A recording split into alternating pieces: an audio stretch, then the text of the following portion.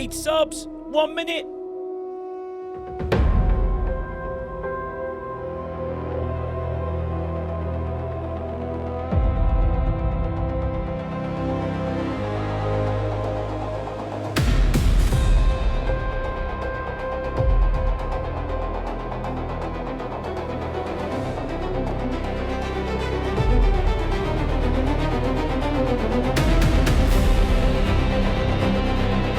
Chef with the raid!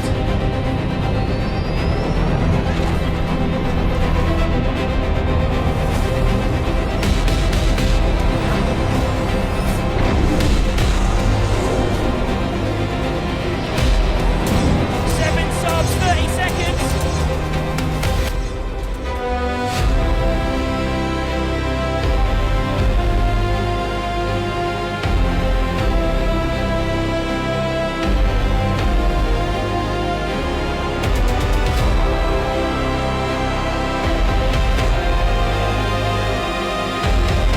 So glad the podcast is live. Warp speed ahead.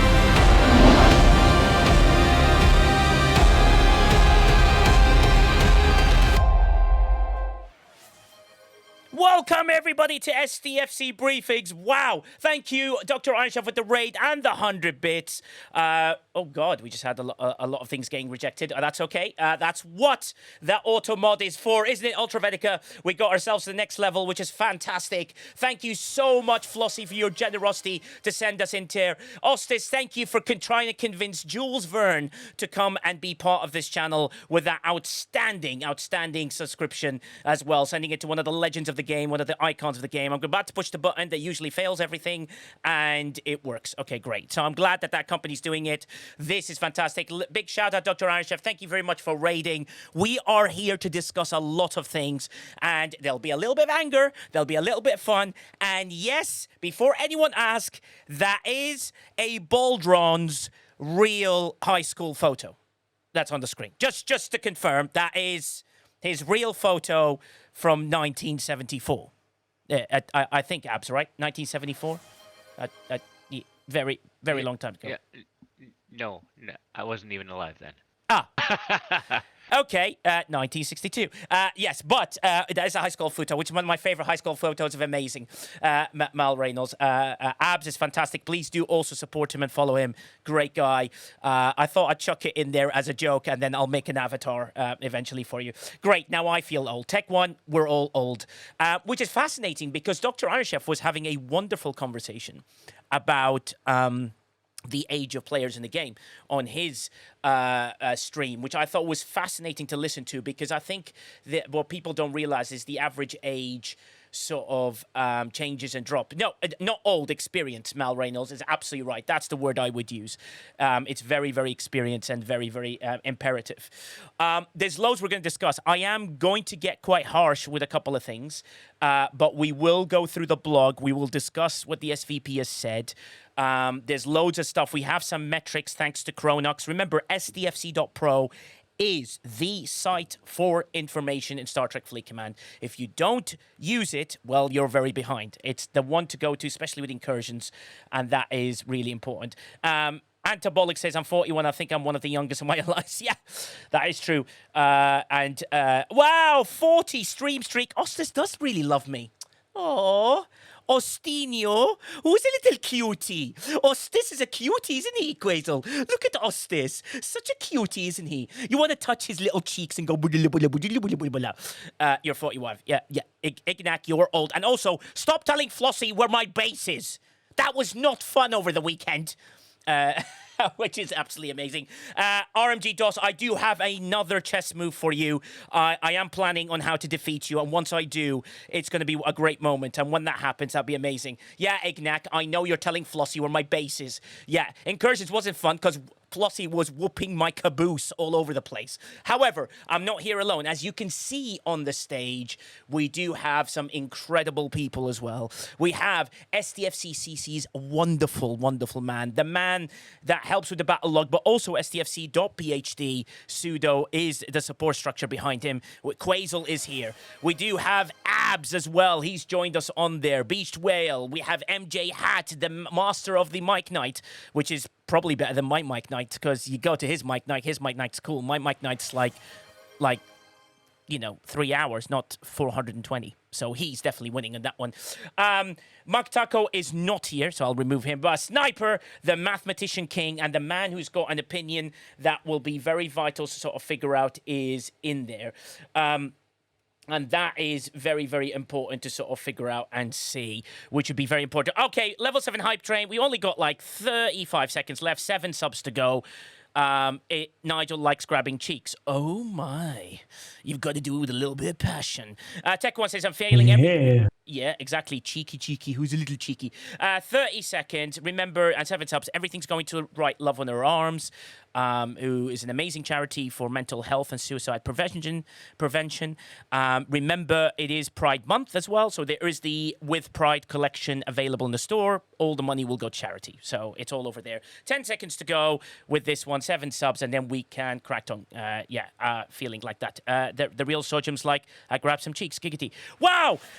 Oh, Galileo Figaro almost gets us there. We're only 1 sub away, 2 subs away, and we're about to lose it. Galileo, thank you for trying for us, buddy. We almost finished at level 7. Thanks, everybody, for your donations. It's really, really kind. Galileo Figaro gets us to the next level, and that's also great. So, shall we crack on? Shall we start with anger or happiness? I think we'll start with happiness first, right?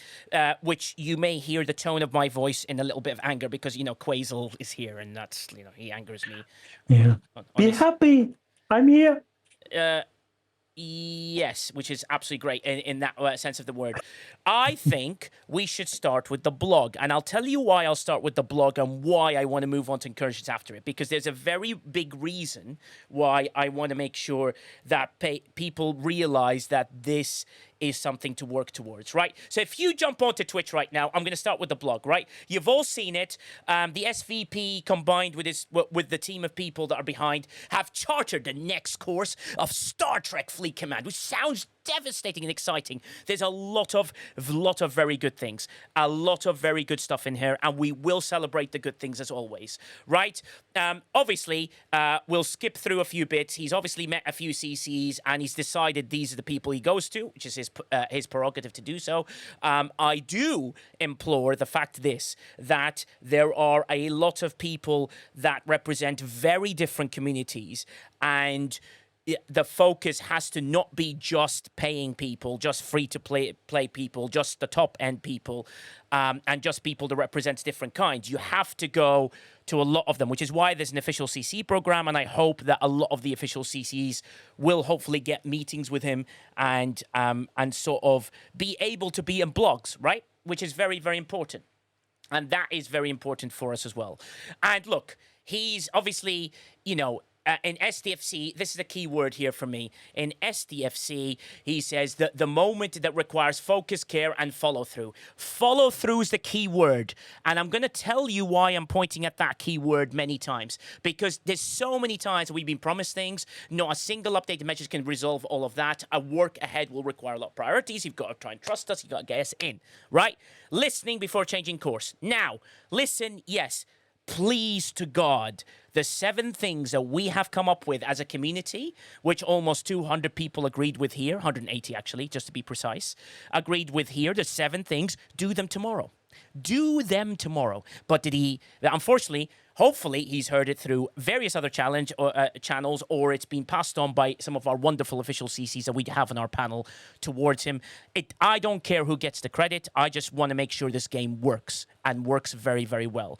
Exactly. Follow through cookie is a key thing. Will reward past progression. Well, I'm going to point out to the facts, for the upcoming releases, they're already underway. What does that mean? It just shows that when people get excited and say there's a pause, there's no pause. There'll obviously be something. Now, it may not be as big as other things, but there'll be something. That's fine, right? We got to give the guy a chance, right? Let's give him a couple of months to see how that goes. Yes, Quasel. Yeah, I mean, DJ's kind of told us about it in his video, and I've seen it as well. Brilliant. There is a best of arc, but that's after the next one. If this channel, a lot of things currently are on the move, subject to change, because they're trying to change things. Yeah, agreed. That's the thing I'm trying to say. Don't get too fixated on stuff because things might change for reasons. Yeah. So, and then there's another arc, and then there is a shift to a new style of doing content, like DJs called it seasons. I can talk to about what that will be, but we already kind of had seasons. If you have arc 1, arc 2, arc 3 ish, so some things are meant to be different. For people that may have not watched that, or for people that have just heard about it for the first time, what is a season? What are you allowed to say about seasons? Whatever the DJs portrayed, just so for people who haven't listened. It's kind of a more tight integration, I think, is the goal for arc. Like we had arcs with 5 months, we had arcs with 2 months and 3 months. Yes. And that's kind of standardization. I can tell you if that's 2 or 3 or 5 or it's more than one. Let's stick with that. Yeah, no, and Mm-hmm. And the goal is like more integration. Like I think it's even a blog post, maybe less ships, less features, but more meaningful, but more integrated stuff. And they will still find ways to sell stuff to us. So don't get too excited about it. Well, let me interject, if I may, in a just certain focus. Yeah. I'm not expecting any new stuff to stop. I'm not saying I'm expecting a lot of new stuff. I'll expect some new stuff to come in because, and I'll explain, coming from a film background, when a production begins and you've paid the money for 3 months for people to develop stuff, it's a waste of money to not print the stuff that you've done. Right, so that stuff is still going to come. It may not come in a condensed period. They might stretch it over maybe a couple of months or 3 months or whatever, which would be better. Because do you know what we'll enjoy? We enjoy playing arcs. Like we want to go through a journey in the arc whereby in the middle of the arc, maybe we get a little bit of a boost to help us. And then the next quarter of the arc, we get another boost. And then another quarter of the arc, another boost. But not boost that makes it impossible. And then by the end of, let's call it in quotation marks, season, I expect a free-to-play player to absolutely be able to obtain something or get very close to obtaining whatever the thing is.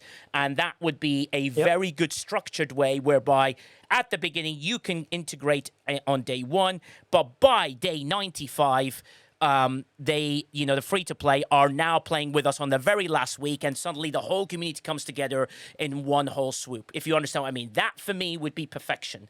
And that is really important. So I understand Tech One where films are getting delayed, not in my world though. But basically, what I mean is the best for me. This is me. I know nothing. Bearing in mind, I'm getting told even less than usual. For me, a season would make it perfect, whereby you go through ebbs and flows, and in your final week is when all the free-to-play and all the money spenders comes together, and we all enjoy the very, very, very last sort of month. It's just the last week of the season together, and that is important for me. So, 3 areas of focus. I'm going to just point at one thing. Culture, technical performance, and economy. Right, economy, we all understand. They've just got to get there. With making players happy will lead to the economy being better. People will spend money on things. Agree with the fact it's got to be smaller packs and stuff like that, just to add things that go in there. I'm keeping an eye on Discord, guys, but if you do want to speak, it's better on Twitch for me. I am keeping an eye on it, but because I've put it on streamer mode, so I can't see the names fully. The most important thing to realize is technical performance should be their number 1 objective, right? But technical performance and culture should be the 2 number 1 objectives they should do there. The economy will balance itself because the culture will be good. Do you see where I'm going with this? That is the important part. So if the culture shifts, the economy will shift automatically. And that is the important thing to sort of figure out. So I'm hoping they were working on technical fixes, and that is the thing that does. Here is the key thing. Culture matters because STFC is its best when a team is aligned, empowered, focused on making the game better. The game cannot keep improving if it only repeated the same patterns because they are familiar. Let me explain to you why I pointed that specific paragraph.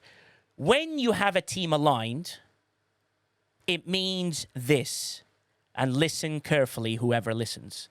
It means every single person with an NDA gets the exact same information so they can all together align themselves with your vision and understanding on how we can make this game better for the players. Not because you have personal rifts or personal issues or whatever. When the team is aligned, it means everybody. And it doesn't mean go to one person, give them all the credit, go to another person, give them all the information. It means every single official CC should receive the same info. Every single moderator should receive the same info. Every single person that has an influence or represents a community receives the same info. And then those people will go out there and fight for you like it's nothing. When everything's aligned. That is when you have a team aligned together. So when you get a football team in the World Cup, why did Curacao got a 0-0 draw with Ecuador? Because that was one team aligned together to get a draw together and fight together and defend that goal with all their might, because they all had the same vision. Imagine telling 9 players, you can defend, and then don't tell the striker what they've got to do. And that is the thing that needs to be aligned. So culture change means not just towards the players, but from the inside. And that will create one hell of an element. And MJ Hat brings up a very good point. I think... Yeah, go on. From the comments, I don't know, I'm not sure if it's a blog post or not, but the internal culture is one of the main talking points. Yes. Because if you remember, I think even Ref said it, that Cameron said that's like a mess or like... I don't know the right term now, but they know it, and there is change within, and you can see that this change is happening. Yeah. Because informations like that, informations we have gotten as CCs, not all NDA persons, but as content creators, and even between content creators, there are different levels. And I get it that sometimes information is layered, because maybe sometimes you need a first feedback from a few people and then you go to a broader group. So I get it that sometimes you can't tell everybody at once at the same time.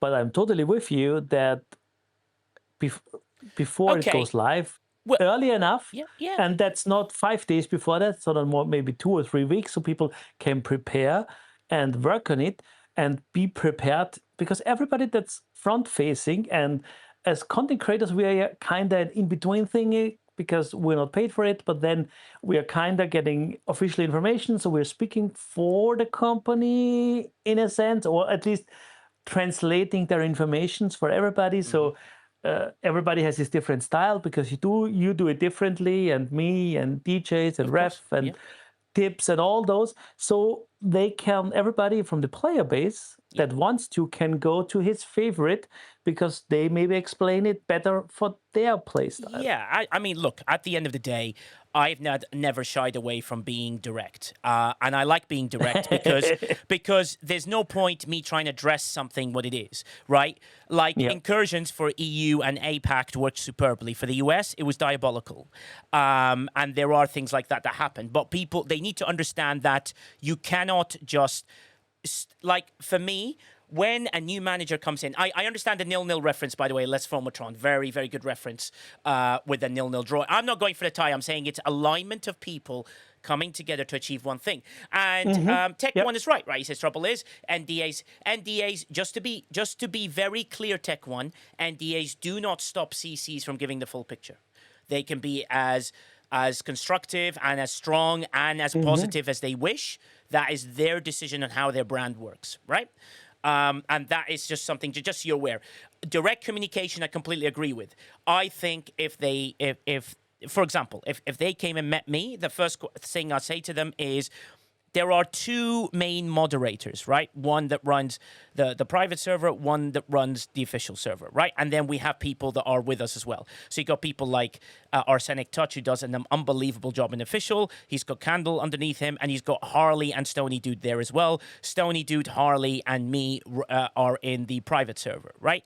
These are people that deal with daily issues, daily things, daily suggestions, daily things that come to the players, things that as spenders on one side and non-spenders on the other side all have critical information about what is bothering people in the game. I bet you anything in the world I can or we can sort of put together something quite important. No way am I using that as an avatar, Abs. I need to make a funny one for you. I'm not putting the cool one. You're not getting a cool one. That's not fair. But but the main thing is for people to realize those moderators, right, who are there, who deal with people every single day. Do you think they should have the same information that helps alleviate tension in Discords ahead of time? Oh, I'm totally with you. That the more people that can explain the game, the better. Like the more people, because everybody has a different reach, and our reach is already small. Because how many people are watching Twitch, like Viper pointed out in chat, and maybe 10% watch us live, and then 5% more, like, friends tell friends, and within alliances, stuff gets repeated. Yeah. But in the end, there's a lot of people on the official Discord, and if then there is like outrage or pitchforks, and the moderator knows how the game works and can tell them, wait, cool down, have you seen this? Yes. Have you seen that? And you can't do that if you don't know the basics and all the mechanics in advance. Yeah, exactly. And what happens is people jump in and the moderators, we rush. So what we do is we go between each other going, okay, have you bought the thing? You haven't bought the thing. Okay, I bought the thing. All right, Arsenic, what do you think of this? Oh, cool. What do you think of that? And then we bounce off each other and go, okay, well, we can problem solve most of these questions early so that when people come in, I go, no, wait, you've got to claim the bundle from the gift store. Then you've got to go here and do this, and you're ready to crack on. Then the frustration disappears in that limited anger moment. However, if the moderators don't know, we spend the first hours in S's trying to figure out what it is and how we solve it. And do you know what? We don't know everything. We just know the players get frustrated. So we want to make the Discord a safe place to sort of have conversations, and people can be open about, hey, I've tried this crew, I've tried this, and it's more fun, and it'd be amazing. And even like Antabolic said just said this now. He wanted to put this in suggestions, but the $20 packs that give you de-sealing rods as cashback, things like that will incentivize players to spend, which is very good as well. And Crisito's right. He says seasons will allow us to play together with content versus now with those who spend to get the ship and move on with the next shiny toy and leave everyone else behind, which is not good enough for alliances, but hopefully seasons will allow that to happen. And Cruzitos I think this type of comms is good, as it's starting to give a little peek of how things actually work communication-wise versus how many speculation by those that are not in the process. The problem is that everyone feels they're entitled to things they should not be. Sure, but the culture, if the culture changes behind the scenes towards all the people, the culture will balance itself towards the economy and everything will work out. Technical stability is a no discussion point. The game's just got to work. That's like with no bugs. That's like, and that's the thing, because previously if somebody made a comment about CCs not being open or whatever, you can hear a lot of us being very open about the shit show the tech currently is in the game. Because I don't get it. Today, I couldn't join an Armada for minutes, and then it suddenly fixed itself. Yesterday, the lag was painful on EU. US incursions didn't work, and I mean, it's not like it's their first incursion. By now, you should expect they slowly get a grip on it and not have those regulatory issues. I mean, we know that Cameron is currently in Dublin, and that's where the tech central is, like, because that's their studio. So he's going to all the places and trying to change things. Yeah. So don't expect, and I don't know if he can do it. I'm excited because I see signs that the ship is turning in the right direction. But like in the blog post at the end is a very good statement. Yeah. Speak loud. Actions speak louder than words. Yeah. So we will see and we'll judge him by that. But until then, I and Nigel and others choose to be positive about it. Because, he hasn't fooled us. No, but the thing is, I will tell you where it is because I'm going to be quite critical in a moment, which will shock a lot of people. But I have a thing I'm trying to get to, and the thing is like making daily engagement feel better. We gave you 7 things that can make the daily engagement feel better, right? 7 quick things that can make this game, if you did them today, and as I understand it, they're very quick things. If you can do them the very next day, will make people able to log in, to go and enjoy the game, to be able to claim stuff. For example, the 7-day requirement for the faction bundle should go. If I were you, just get rid of it. And then that's number 8, right? If you did that, that is, things that will allow people to go, cool, well, I can jump in, I can do my bulk refines, I can kick off playing the game within 7 to 8 minutes rather than me clicking around trying to do stuff, right? It says the team continues to review daily play and quality of life opportunities. I've just given you 180 people's point of view that got to 7 and everyone in the private server who agreed the same thing. So suddenly you have 3,000 people that said, this is what we want to happen. These 7 things, everyone in agreement. You do those 7 things tomorrow, boom, you're back in the game. Your choice if you wish to take it. Player feedback will shape how the team thinks about the future improvements in space, which means you have to take every feedback, which includes the feedback that comes from people that moderate the official channel and moderate the private server. Improving value, right? The value across the game needs to do a better job meeting commanders where they're not. Every player engages with the game the same, doesn't engage the same with the same way or level or spends the same level. The team's looking how to do that. And that's where Antabolix's fantastic suggestion, which was, we want quarter packs, half packs, and full packs, right? $25, $50, $100, and then release some $20 things. Because if someone just wanted, I just need 100 gas just to get me through the next thing, it's $20, $25, I'm in.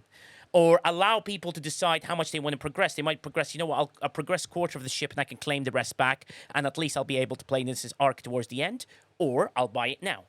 Allow people the opportunity. That's where spend makes it. That looking at long-standing systems and looking at several long-standing systems with fresh eyes.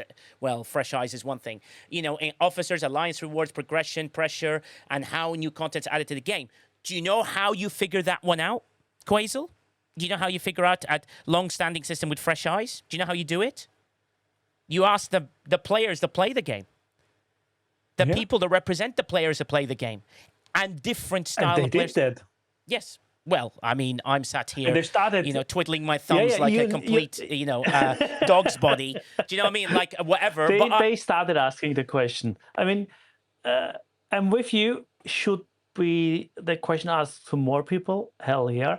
But like I said on the stream with Dr. Anjeff, it's very hard to distinguish between what players want, like telling you they want, and what they actually need to keep them engaged, because that's not always the same thing. No, true. Because, but Quasel, you bring up a very good point. See Brian Racer, right? Brian Racer says, I honestly want to be positive, but this feels like a lot of talk so far with no action. If he really wants the effect change, he needs to fire people that got us here or whatever. I don't think people should lose their jobs. You might move them to one direction, right? I am not a point at somebody attacking it. Communicating more directly, and I will answer your question in a second, Brian, because you just made it happen. Communicating more directly. Well... Yeah, I mean, let's see what happens in the next few days. Because what did the blog say? It said that Arc follows on a Thursday, correct? And they said what? They're going to release a blog when? On Monday. Oh, interesting. Okay, let's see if that happens. Because now that's a promise that's been made. Well, promise is a very big word. But they said that they're going to do it on Monday. I don't think it's here. I don't think it's the area of focus, but the blogs is how it is. Looking at long-standing system communication direction. And then the road ahead, a few new releases will include a mix of work that's been done and stuff like that, completely understand. And then to every commander who continues sharing feedback, the challenge and the team care enough about such a climate want you to be better. Thank you so much. And there is work to do, and the team is changing its course, right? So you release this blog, Quasel. What happens the very next day? The very next day... You mean... did you see where I'm going? The very next day you release this, I would overstaff the living hell out of Incursions to a level that's beyond insane. And do you know why I would? because you're showing change is happening. What you did is you opened this, and then you've got people, we're trying to report stuff and no one's there. Like, it's like the very next day. Like, that's the problem. That disconnect needs to stop. Like, if this is real, then the very next day after this, Incursions should be spotless with people fixing, handing comps out left, right, and center and saying, look at this culture change. Oh, sorry, Brian, you couldn't go in and warp to any system, but here you go. Here's some comps while we try and fix your thing really quickly. We've got loads of people there, right? So what happens? That to me, right here, is the major problem. So you're saying the culture changed, right? But what you did is you failed hours later. Instantly. Then release. Yeah, but I wouldn't. Release the blog today. Is it really a culture thing? Yeah, I mean, you're right. It's like it shouldn't happen. But the thing is, my hope is that change slowly will happen. I mean, you know it yourself. You can't rebuild stuff on day one. And yes, they should have, and that's always been my position. Like, if they try stuff with incursions, or even if they run them, there should be somebody on standby to fix the issues, because they haven't run, I think, since months an incursion without issues. So it's always been an issue around it, and then somebody should be on standby to deal with it. And if it's only communicating, hello, we know incursions on US doesn't work properly, we have issues with whatever. Yeah, no, but the thing is, I didn't see more communications around that. Yeah, and also Known Issues channel is run by Arsenic, right? And the other people that put stuff in. But to be clear, you release the blog today then. Do you know what I mean? The problem is you're in a very sensitive situation and you do this. I would have thrown, hey guys, who's working over Incursions? We need some developers, some technicians. I'm willing to put money into this. We'll spend 100,000 on it just to prove to the players this is great. Incursions runs beautifully. We don't even know they spent money on it. Everything's superb. Now, in the EU, Incursions ran pretty solid for me with no issues. Yep. So thank you for that. APAC, I've heard the same things.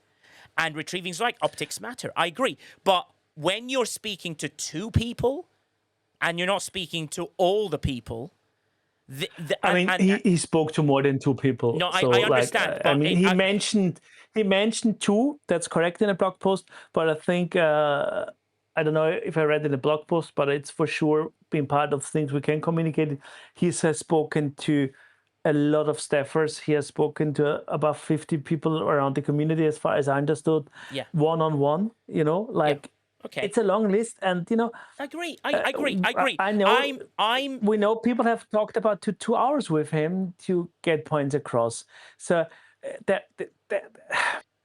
I know. I get you, and I promise I'm about to turn it round, right? I promise I'm about to turn it round. Just let me get there. I get it, but what I'm trying to point out is this: when a new manager comes to a football club, soccer club, right, and you start bringing new things into it, you want to make the most immediate change possible and showcase there's some sort of different culture. Whether you go super defensive and you grind out a draw, or whether you go super attacking and play the players in their positions and suddenly everyone feels rejuvenated, right? What you have to do is that when you do something like this, the very next 24 hours are the most vital 24 hours in the game. So when you do that, you have to be really, really, really careful that the very next 24 hours, I would have released a blog post today, Monday, or whatever. Anything, timing does matter, because what you've done is, like, Incursions worked well for the EU, absolutely amazing. Thanks for people who fixed it. And then suddenly it went dead air for the US, and everything happened that way. That should be something you should be wary of. So the culture is this. You've got people who are sat here desperate to help you, volunteers from every walks of life, who really want this game to work really well. And what you've done is, the very next day you've got Incursions, and then it goes down, and then for some bits, and we know it's not perfect, some crossover issues, some whatever issues, but they fixed lots of stuff. Like, for example, they did an update on Friday which fixed the territory stuff. Commend them for that. Yep. Is there any communication? No, but there was an update. Again, superb. Well done. Terrific. Love it. Straight away in there. And then if they just go, hey, by the way, moderators, since you guys are running the couple Discords, do you mind just putting some announcements out regarding this? Or, oh, we don't have enough CMs to do it or whatever. And that's fine. The community managers are heroes. Like what they do is unbelievable and what they deal with is unbelievable. And also they should be given the power to just announce it straight away. And that's the thing. And people need to realize that the very next... Now, I'm still going to give them benefit of doubt. I'm asking this community right here, take a deep breath. Let's give them till Thursday, and let's see what Thursdays brings. Yeah. And that should be amazing. Tiberius says tomorrow should be an updated blog post with details about the new feature for the M92. Amazing. Yeah. Would be great if... yeah. I would expect tomorrow an update what happened with US servers, because maybe it's not even been their fault. We all know they run an AWS, they have third-party structures.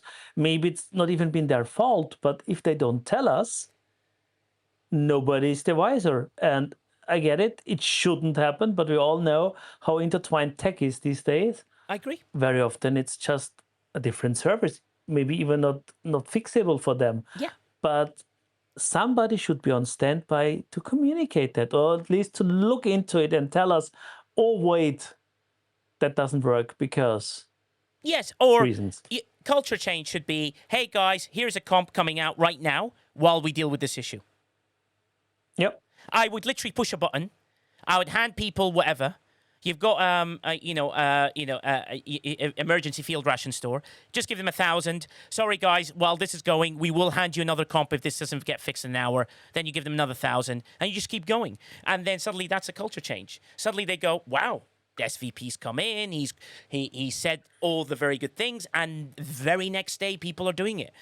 And that to me is where the thing is. Otherwise, I would technically I would release the blog post tomorrow. And just say, here's what's looking for the future, and this is what happening. And then people will be like, okay, that's incursions in the past. But now the first thing that people experience is arenas and incursions. Arenas was actually not too bad, but incursions EU ran pretty okay. Never had an issue. Incursion was not an issue, yeah. No, not really, no. Yeah. But the territory issues was fixed quickly, and the rest just worked. Yeah, exactly. And that's the important thing. And I think Brian Racer, I bring Brian, sorry, Brian, I'm calling you out quite a lot, because he had an experience where he couldn't even warp to a system. He got stuck. So before I continue with this, I'm going to give Sniper the floor, and then we'll go to Cruzito as well. Sniper, what do you think? Yeah, thanks, Nigel. Yeah. So, well, first of all, just happy Father's Day to any fathers out there. Yeah. Just want to put that out there first. Yeah, happy Father's Day.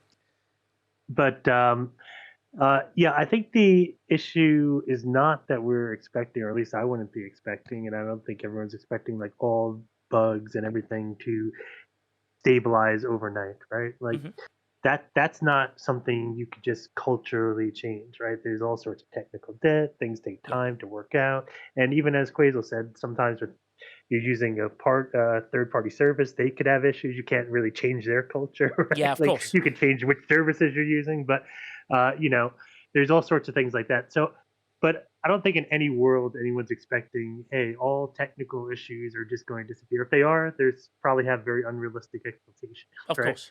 I think the culture change thing is more what you were kind of getting at, Nigel, which is, hey, let's get our communication down, even things like timing of the blog, right? Yeah. If we know we're going to have a major tentpole event that we haven't fixed the technical issues around, time the blog in a different way. But take those things, and we are 24/7 game, and things like something like Incursion is the main tentpole event, and you'd appreciate that being in the industry you're in, right? Tentpole events. I'm sure you're very familiar with that term. Actually, I don't know if they use it in the UK as much, but I'm sure you're pretty familiar, right? Definitely, yes. So if you're going to have a tentpole event like Incursions, and that's arguably the main tentpole event, you should have full staffing for that time. Like, you can't have a 9 to 5 staffing for a 24/7 game, but more importantly, when you're going to have a tentpole event, that temple event needs to be staffed as if it was, 9 a.m. on a Monday morning. Like, Yes. we should be able to get to CMs. We should be able to get to backend developers. We should be able to get to anybody that needs to get gotten to. And the other aspect of the cultural change Hmm. that you kind of alluding at a Yeah. little bit that I've talked about in the past is don't wait until the problem's resolved to start making it right for the players, right? Yeah. Yeah. So yes, if there's a problem, be like, hey, here's a comp while we figure out what's going on, right? Yes. Or hey, you had problems crossing over. Hey, here's your tokens back and a few extra tokens. So in case you have a problem again, you have a little bit of buffer, right? Yes. Like these are the little things that can be done. Love That's it. culturally different, and they can be done right now, today, Yes. immediately. Don't require going through millions of lines of code and fixing it. Don't require evaluating services. Don't require modifying SLAs and OLAs and every other Yeah. thing. It just requires changing the culture, the priorities, and how you focus on things. So I think that is important. It is, and I think that cultural shift would be incredible. And I hope, like, there are things they can do today, and that's the thing that I'm hoping. I'm giving them till like Thursday, like whatever Arcfall is, or whatever update that's coming out tomorrow, or whatever blog that's going to happen. I hope will then allow us to look at it and go, wow, they're bringing all this stuff. They're really going for this. They're not giving us 25 ships to purchase. They're not giving us a building to get. They're not allowing us to do things. Alice and Romuland, how you doing? Ops 28. It's little things like that. What I'm trying to emphasize is, like, guys, I love this game. Please don't take my love away off this game. Please don't take the love from all the players that love this game. Please listen to all the members of the community representatives. Please, please, please, please. I am being courteous. I understand that it is not easy. I understand. Don't do that. And Tiberius, that's not funny, right? I understand, right? You get to get the luxury. I want to hear from loads of CCs that are official to try and make these changes happen. I hope they go to you guys. I hope they speak to you all. And that is really important. I don't care about me, right? I understand my position. What I want is I want a game that works, and I want a game that works for the players, and I want a game that's really useful, and I want a culture change where it's fun to be around people, fun to play the game, fun to enjoy the wonderful friends that I've made in this, right? And that is important. And then Indominus, we will get it back because we're going to come back, and that is really important. So I am happy that they're speaking to these fantastic official CCs.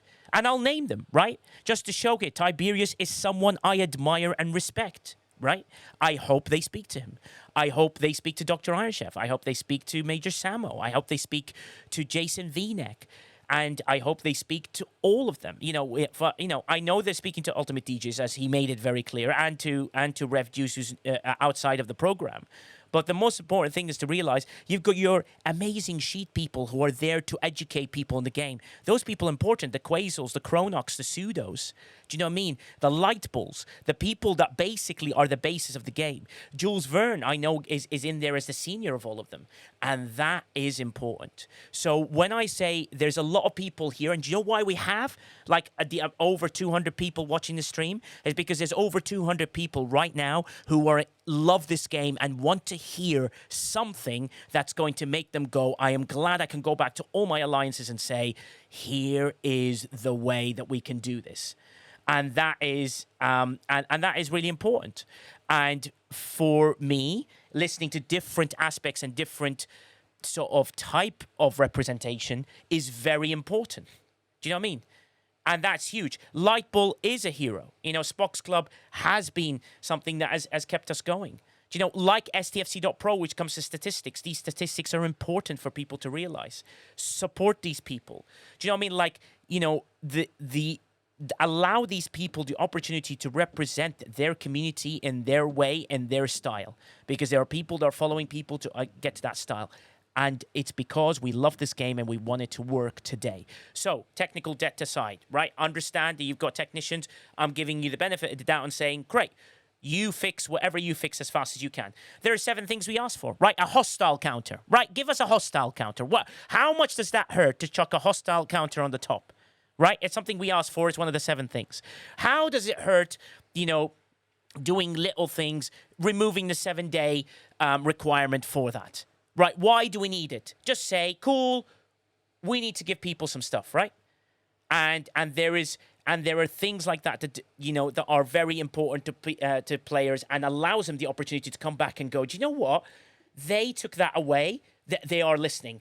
And I know it's preserved as something, but it's little things like that that make huge differences. Do you know what else would be amazing? Let the admirals be able to send multiple messages and Commodore send multiple messages to their alliance in one go. Tick the amount of players you want to send it to.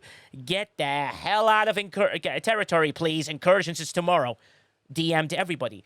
Why not have announcements that go from GC to AC? Very simple coding change. Do you know what I mean? Little things, symbols for homing systems. Cruzito came up with that suggestion. Superb again. Little things. None of the stuff we've asked for is insane. No one's asking for you need to change all this stuff and do that. And then reward past progression, which means what? It means when you go to the syndicate, 71 to 80 has better boosts than below. Really easy. And that is really important to sort of figure out. Give the Ferengi store a little boost. Return. How wonderful would it be? You go, Officer Depot token, you now have choices, it's back. Right? How wonderful would that be? And of course, we won't put the newest officers because they're really new. We'll put them in an RNG-based system. Everyone will celebrate, right? But you see how many people are reacting now in the chat and how excited they are? I've just named really basic stuff that you just got to click the X button on the previous one, click the tick button on the new one, and bring it back and bring it again. How about then looking at representing your bigger spenders by saying, hey guys, let's bring back, let's change the buffs for the 71 to 80s in Syndicate. Let's bring the multi-phasic credits and make them jump up. How about updating the 7 and 30-day loyalty bonus? There is your 7-day loyalty. That is your 7-day loyalty. You don't need to put anything on a login. Your 7 to 30-day loyalty is your 7 to 30-day loyalty. So why not give them outstanding rewards and that, not logging in for 7 days, that is your 7-day loyalty. Now, I know no one's ever heard it from me like that. That, to me, would be the solution. I'm like, remove it off the login, improve the 7 and 30-day chess, and you watch people chase that like they've never chased it before. If it means the 7-day and 30-day chess, I know you already have them, but imagine the rewards have Sigma Trit, and imagine it gives you so many bonuses, and in 7 days, by logging in, you turn into this this boost. And then it times with your material spend on the weekend. I get excited. I'm getting excited now. I've got, the limited hair that I have left on my body. Is goosebumps are going up. That, to me, is your 7-day fix. It exists in the game. Just add stuff to it and make it impossible to not use. Imagine that. And suddenly, that is why it is the most important thing to do. Don't try and say, hey guys, what's a solution? What can we come up with a 7-day thing that can help players with stuff like that? I'll tell you what the solution is. It's right there. There is literally, just add stuff to it. Make it impossible so that people go, I've got to log in 7 days in a row, so I can do it. Don't add any new thing. Don't do anything like that. Don't restrict players to doing stuff. Give them the bulk claim. That's a quality of life thing. Quality of life should never be restricted behind anything. And MJ Hat is even going, Quazel's suddenly going, why didn't we think of this? Well, I mean, the thing is, it's not about giving 7 days. It's giving about 7 days at once. So the current system would need to be adapted, like so you said, with a boost system or like a token that supercharges your whatever thingy, and then we run into the issue. Sorry for being the downer there. Yeah. The basic idea is great, but you need Oh, I have vastly something change the else. current system. I have a layer 2. I mean, there are lots of options. We had people no. suggesting like the loot exo every week or No, other stuff. no, none of that. Wait for this. Are you ready for this, Quazel? If you log in 7 days in a row, it doubles the rewards of the 7-day chest. If you log in 30 days in a row, it doubles the reward of the 30-day chest. You get a token. If you could only claim one. No. Yeah. Yeah, but what it does is you gain this token, and instead of saying claim on the 7-day chest, the 7-day chest with a 2 times boost appears. A 30-day chest with a 2 times boost appears. And it's exactly the same. You're not adding anything. You're just giving people stuff for doing it. If they don't do it 7 days in a row, they don't get the token, but they can still claim the 7-day chest, right? Nothing stops them from playing the game. The difficult thing is the moment you lose that login sequence is people have got to come back in and play, and they'll be like, well, I can't. Do you know what I mean? Like, I can't even claim. And that's the problem. You demotivate people. You need to inspire them. I'm totally with you. That's especially bulk claim. Bulk claim is such a huge quality of life thing that removes, 10 minutes, 15 minutes from the faction store. You need to go through and click. And bundling that with a login streak, come on, that's like, especially the frustration afterwards. Imagine people skip a day and for whatever reason, I mean, private issues, game downtime, natural disaster. Yeah. There's so many, like, they are creating work for them because then those people go and write a ticket. Rightfully so, because there was a hurricane, there was like a family emergency, there was, I mean, come on, it's like asking for tickets. Yeah, well, very good point. But imagine you have something in the game that's already a 7-day loyalty and a 30-day loyalty. All you have to do is you add a token that doubles or triples it so that you can double pull, triple pull, quadruple pull, whatever it is. It's very simple. Or you gain 7 tokens. Yeah, it is. You need to change the existing system because people have stockpiles of those tokens. And if they then can claim like 5 of them with the double token active, you need to put a little bit more work in. I like the idea, totally. But it's not as simple to do as you make it sound like. No, true. But Simon says, will back me up here, there's already a cooldown on them, so you can't claim that many. So yeah, but we can. Let's not talk about the cooldown. No. But it's fine. But what I mean is, why put it behind a quality of life improvement when in the game you can reward people for logging in and get even more of the stuff? Reset them. Even a benefit, yeah, and that's everything can be looked at a benefit or like boon, because getting let it be an exo, let it be more loot from the 7-day chest, whatever. If you don't get it, you lose, and that's the feeling people currently focus on what they are losing if they don't log in 7 days, and not on what they are gaining.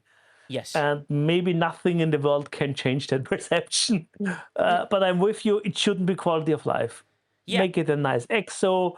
Make it a nice resource bundle. I mean, heck, it could even be a bonus to event rewards. Like, you're getting a 20% event reward modifier or whatever. There's so many options you could do. Yeah. But what I'm saying is reward progression. It's right there. Okay. Go ahead, Beachwell. Sorry, I just want to say how behind you I am on this idea. That's absolutely brilliant. You're rewarding people for doing this, not, taking away the quality of life improvement because you don't log in for 7 days. But I can get behind everything you've come up with here, Michael. Yeah. And the reason I do it, and Quazel, this is why it's good for us to have differences. Like, it's a good thing. Like, you're saying, okay, an EXO, and I'm like, great, yeah, that's good. Also, agree with you. The reason I'm saying it, because the people I represent in the community that I am proud to be part of would love this style instead of that style, which is why having people spoken to from different styles achieve different things. And the reason I say this is because I'm like, people yeah, we both agree that I shouldn't be behind a login, right? But your idea of getting a loot XO or getting a research XO or getting whatever XO is a great idea as well. But the problem is what you're then depending on, which is my sort of debate with you, is this: you're depending on them to come up with a percentage that's very good. When this way, you're just doubling the rewards for succeeding. But you said virtually a doubling as a percentage as well. I mean, in both cases, you need to come up with a number that's interesting enough for players and not hurting Scopely as much. Because with the quality of life stuff, that's easy for them because there is no monetary value kind of Agreed. combined with it, and that's maybe why they went for it. Or maybe they thought that's so enticing because it's so annoying to not have it that it's like a very big draw to players to log in to not lose it. Yeah. Well, okay. I'm about to throw you the Hail Mary. I still had one more thing in my notes. You know me, I give you layers and I wait for it. Are you ready for this, ladies and gentlemen? In your 30-day chest, in your 30-day chest is your G5 speeding EXO. Yeah. That's it. Hey, it's back to an EXO. I like it. No, well, there's a G5 EXO, right, to speed up the scrapping. G5 scrapping EXO exists in the 30-day chest. And then, if you log in 30 days in a row, you double it to 2. And that's your bonus. What do they lose? They lose nothing because they can only use one at a time. Absolutely nothing. You don't have 2 scrapping queues. The G5 scrapping EXO can exist in a 30-day chest, and it gives you 2 if you log in 30 days in a row. That's it. Now we need a good idea for people that can scrap G5 ships. What if it's a scrapping EXO for all scrapping? Oh, silence. I'm winning. That's the and that's the thing. That's the thing. You benefit all players. Everyone progresses. They get some resources to play with. They play with stuff. The reason I'm going this route is because this just shows you this is a very good thing, people, by the way. Absolutely agree with Quasel, and I would support him 100%. If Quasel says that's the route they want to go, his idea, I'm 110% behind him. Jules Verne's going to come in and obviously defend Quasel, but I'll read his comment in the Jules Verne's voice, right? Oh, give me cookies. Yes, Danhausen. Yes. No, okay, Jules Verne. G6 scrapping unlocks a 30 days perfect login. Got it. Lost in will love it. No. G5 scrapping at 30 days. But what I've done is I've made it rewarding. I mean, it takes you bloody like 65 days to scrap anything anyway. It's not like you're waiting for anything. But what ends up happening is that becomes an amazing solution to get people double their rewards, and it doubles the EXO that's in there. Suddenly people going, oh my God, but Scopely never lose because they can only use it once at a time anyway. Do you see what I mean? Like there's 0 loss. And even people stockpile 65 of them, it's still going to take them 7 years. You shouldn't tell people that they can use both of them because now they will be upset if they do it.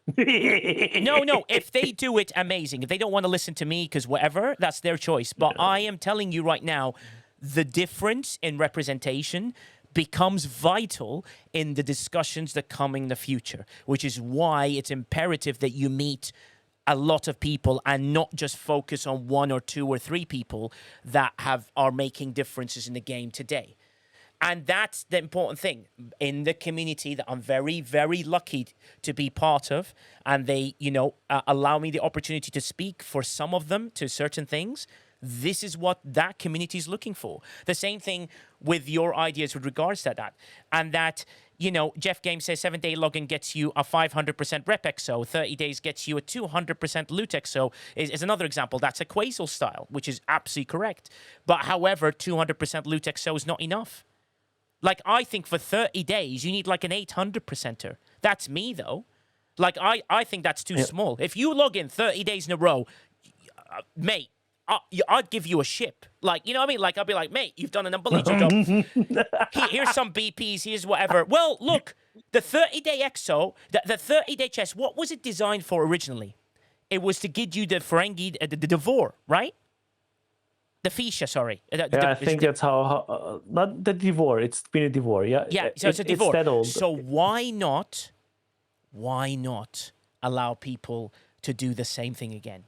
Now, I'm not asking you for the Devore or anything like that. I'm just saying the rewards just get doubled if you get for 30 days, and that's a big bonus. And then all you have to do is log in 30 days in a row, and the 30 days reset for everybody. So you begin and you start the 30 days so that nobody gains it instantly on day one, and you get it after 30 days.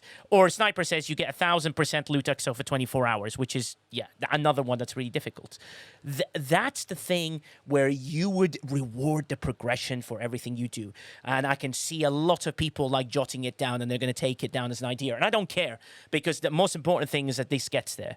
So it is very imperative that people realize that there are things that would reward people for being consistent in the game. I'm totally with you. Yeah. The problem is they would need to redesign the 7 and 30-day loyalty chests, because currently below G7 they have no cooldown, or like the G7, the weekly, yes, but not the monthly. People are stockpiling tons of them, so there is a lot of issues with the exact suggestion. But I'm totally with you. Something that gives us a bonus every week, and will it be resources? Would it be a second 7-day chest? Would it be choice tokens, maybe? Give us some choice tokens once a week. I bet my ass a lot of people would be very happy to have a bunch of choice tokens every week if they log in every day. Yeah. I mean, so many options. Well, Quasel, I'm glad you brought this up. It's also on my notes. I love the fact you bring this up. I don't think you know how much I'm ready for. I'll come to you, Beach, in a second. But for the choice tokens, you already have the emergency field rations that make you make choices. Yep. Why not in every 7 days you get enough to pull a few of those? Yep. That's so your reward bonus. I think, after 2 uses. Yeah. But you could make that work, Exactly. I totally see that. And then what it does, it becomes the 7 days in a row, it does a double something. And that is amazing. So, Nigel, come carry me on a 66 duo wave, Athleti 86. I don't even know if you're on my server, but if you are, I suddenly became very busy that day for some strange reason. Yeah, exactly. Athleti, of course, I'll come and help you out. No problem at all. Beach Whale. I just wanted to say that's great that Nigel said we're all getting free shields every month, or ships every month now for logging in 30 days. I'm so excited about that. Yeah, well, absolutely not. But what I mean is, you got to throw the kitchen sink at the players now, because you've gone to too many layers of things that are not going to be great with them. Do you know what I mean? And Brian Racer brings up, remove the cooldown on emergency rations. Yeah, exactly. Allow people every week.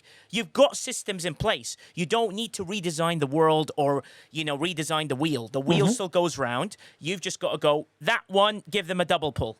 That one, give them a triple pull. That's it.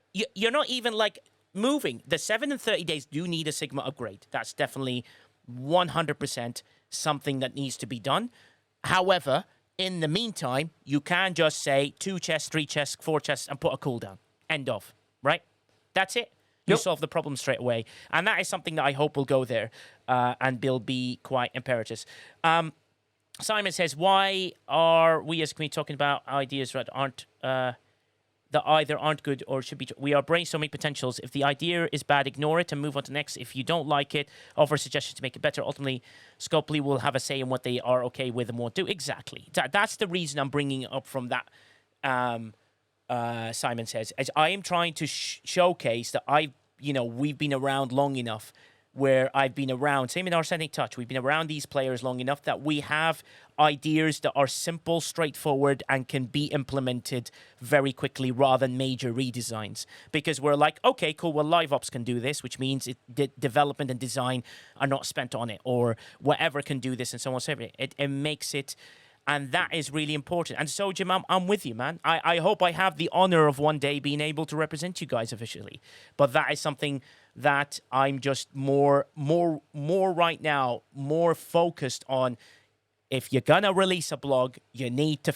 the very next day needs to be very good. And the day after needs to be good. And to the point where I would overstaff it for a week. So let's hope Arcfall works out really well, because that would be amazing. Let's see what Monday brings. blog-wise. I have no idea what's coming, but hopefully it'll be a good blog, and that'll be something to move us. But anything you'd like to say, Quazel? I'd love MJ Hat to get an opinion in as well here as well. I think I said my piece to the part. Yeah, great. That's amazing. MJ Hat. And tomorrow will be interesting. Yeah, I know it will. I mean, a lot of these ideas sound really good, man. It's hard to. There'll be a couple of things that are harder than others, but that's just part of the process. I'm sure that as we move forward, we'll be able to figure out A, B, C, and D, right? So I love the XO idea. I love the doubling of the 30-day HS. I do think that there's a couple of things that maybe we need to touch on. Maybe we need to work it out. There's all sorts of good things floating around the community right now, and I'm trying to put together a list. Nigel, I know you have your list. Quazel, I know you have your list. There's lists coming from everybody, but in essence, these lists, they need to be different, but yet have certain key points that are the same, right? Well, okay. Why do the lists have to be different?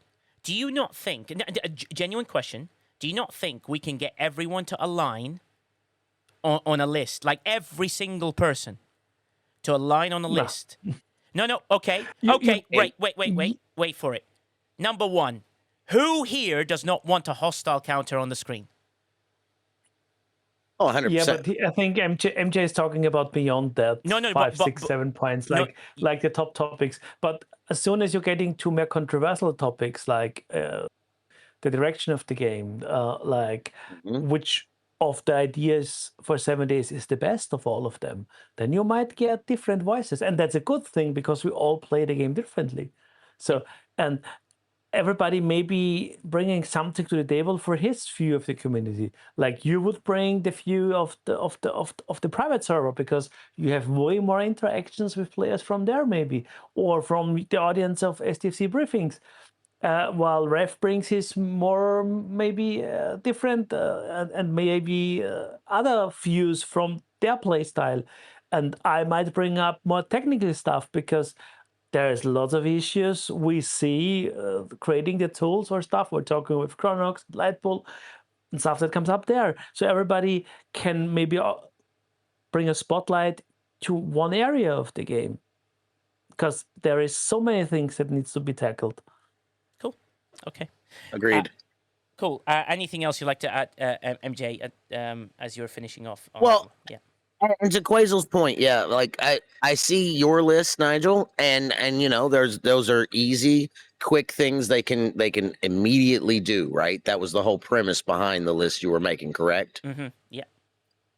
That was okay. the premise. So the things I have been trying to put together would be maybe more community focused things.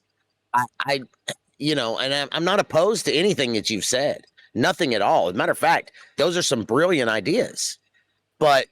Like, let me give you an example. Give me just a second. Let me get it pulled up because I don't actually have my list open. And I know that's bad. I should have been prepared. Sorry, it's been a busy day. No, one of the things I've got on mine is you touched on depot tokens, correct? Well, something yes. I would like to see because I'm worried that they're not going to go back to the way it was, right? So I would like to see maybe buckets. Just like the way it was, except for inside the bucket is the RNG because they're not going to steer away from RNG. That's what Cameron's known for. Mm-hmm. I just real talk. So that's just one thing though, right? Like, what about something else that's on my list? What about a friends list, a social aspect to the game? Mm-hmm. Maybe mark your friends in white. And granted, that's going to take coding. That's going to take time. That's not an immediate thing. But is that something people would like to see? Agree. Does that make sense? Yeah, absolutely agree. And those are little aspects of the game and stuff like that. Well, great news is at least the good thing is you guys will hopefully get that opportunity to do so. The thing that people to be wary of, have you got STFC.PRO up, Quazel, on your side? I can see that you do. Because Chronox has brought a very good thing up, right, that we can show people. Which is you can mark your friends on STFC.PRO, which I thought was very amazing. But before we go to that screen, let's give me a bit of comic relief and transition to why is it green, because no one knows why.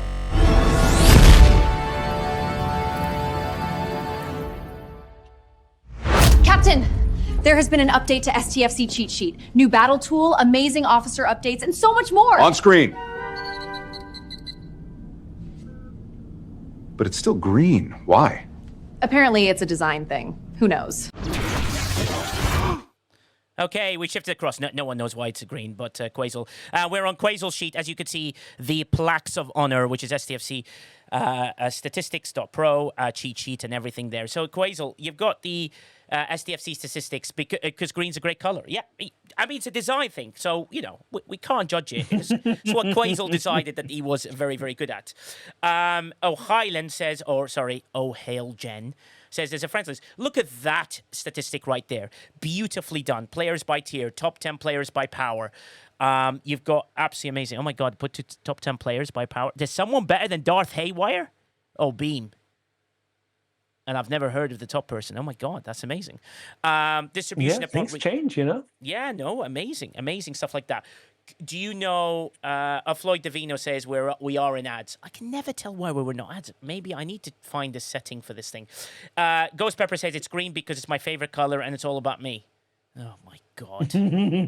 Jesus Christ. You know what I mean? Like, at least the design did not take, 7 years to get to like Ops 48. They made the decision and they went green. Whether it was the right one, who knows? I've heard she's already 49.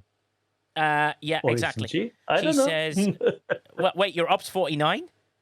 Oh my God. All right. Well, you're getting close to that 50 mark. By that time, you might get close to a new thing that happens there. But what's amazing about this on STFC.PRO, I'm just keeping an eye to see when this ad is going to end, is that you can see the statistics and look how well designed they are. I mean, Chronox does a phenomenal job in this thing. And he does it by regions, by tier and all that. And the EU, obviously, I'm number one, right? What would you mean I'm not number one? Hey, Asian boy, how you doing? What percentage is G5 and G6? Brian Racer asks. Is that something we can find quite quickly, Quaze? Yeah, I mean, we can even go a little bit deeper in those numbers, how they have evolved over time. Yeah, please. Whatever we're allowed to show, yeah, I'd love to have a look. Oh, wow, look at this. Because I talked to Chronox today to get, and yes, that's percentages. So that's good. That's because Copley asked him to not share actual numbers in stuff he shares for reasons. Yeah. And that's a prerogative. And like, he wants to have a good working relationship with them. Yeah. And so we can some stuff. And I can tell you the numbers. It's just that the released versions shouldn't be the total numbers. So explain to me, left it says May. May of what year is that one? Sorry. That's May from last year. Okay. And that's kind of the basis that we're looking at. So the player numbers in May, more than a year ago, and let me pull up my secret sheet, the one with the actual numbers. And the player base back then, so the 100% have been 245K players. So that's the basis from what we kind of starting the comparison. And then you can see months over months how those players kind of shifted around from generations and how the total numbers kind of went down. So, and the basis is always those 245K players. So while you can see the grand total in June is 82%, it's kind of currently 202,000 players. Okay. So we have those players overall. Yeah. But an interesting thing people kind of miss with all of that is, and we can't answer that questions. Yeah. Not yet. Chronox is working on that, is where did players go? Because you can see below G4 went down from about 53% to 28%. Yeah, that's a big drop. Back in the last May, we had 130K players in G4 and below, and now we're down to 70. So what happened to them? Yeah. Did they not go up because the game was boring to them? Yeah. That's might be the reason we are seeing now, like the Ascension tree and all the low mid-ops arcs and stuff like that. Yeah. But we don't know how many of them went up, and we don't know how many at the top end dropped out in G5 or G6 or G7. So Chronix is currently working because we came up with a great idea based on because Scopely is now so focused on those 7-day login streaks. Yes. And then we were discussing it, and then it was like, wait a minute, he has Yeah. every day the player, how many hostiles did they kill? How, did they mine? So did resources gained or hostile killed change? We can kind of assume that player was active. So we don't need anymore to rely on Scopely telling us an active player or not, because for Scopely, an active player is somebody who puts on a 30-day shield and then logs in back to renew it. That's still an active player. Yeah. Well, And yeah. once it did the summary, we can tell where did players go. For Yes. now, you can see that G5, G6, G7, all brackets of the higher ops have increased. Yes, they have. But Sorry. just to help Ascendancy, he says the problem is there's no total number, so percentage mean little though. They do. So Well, yes and no, because those percentages are based on the grand total in May. yes. So in May, we had 245,000 players. So if we're now looking at, for example, let's use G5, Yeah. that means 12.9% of the players or 31K of the players. Yeah. And in June, we have now 37,000 players. Yeah. So more of the beginning share in May. And you see that the total is 82%. So that includes already those 17% of players that are no longer playing, would fill up the 100%. So you can see the increase. That's why Chronox, that's the third version, because we had exactly the same discussion. Okay, but you need to base the numbers on May, else it's misleading because percentages of different bases have different numbers. Yes. So Well, the big question now is, yeah. What's really interesting in this is that I'm seeing there is a nice trend that I don't think people have realized that they could see. But if you look at November, December, right? And then January is the first month it gained. So there was some happiness going on. You gave the players loads of stuff in December, loads of great stuff. January, it went up a touch. Then February, you were losing people. Flashpoints came, whatever, not flashpoints. It turned into a bit of technical mess, which is February. Then you had major drops as it jumped to 82.8% by June. But the key thing for them is that 82.2% will hopefully go to 82.9% in the next month, and 83% the month after. Little bit at a time makes a huge difference. Yeah, I like it. And you can see maybe they know that they have issues with player retention, because you can see the drop below G4. Yes. And kind of reduce their marketing spend. Might be a reason for it. So we might not have lost as many players as we think in the high end. Yes.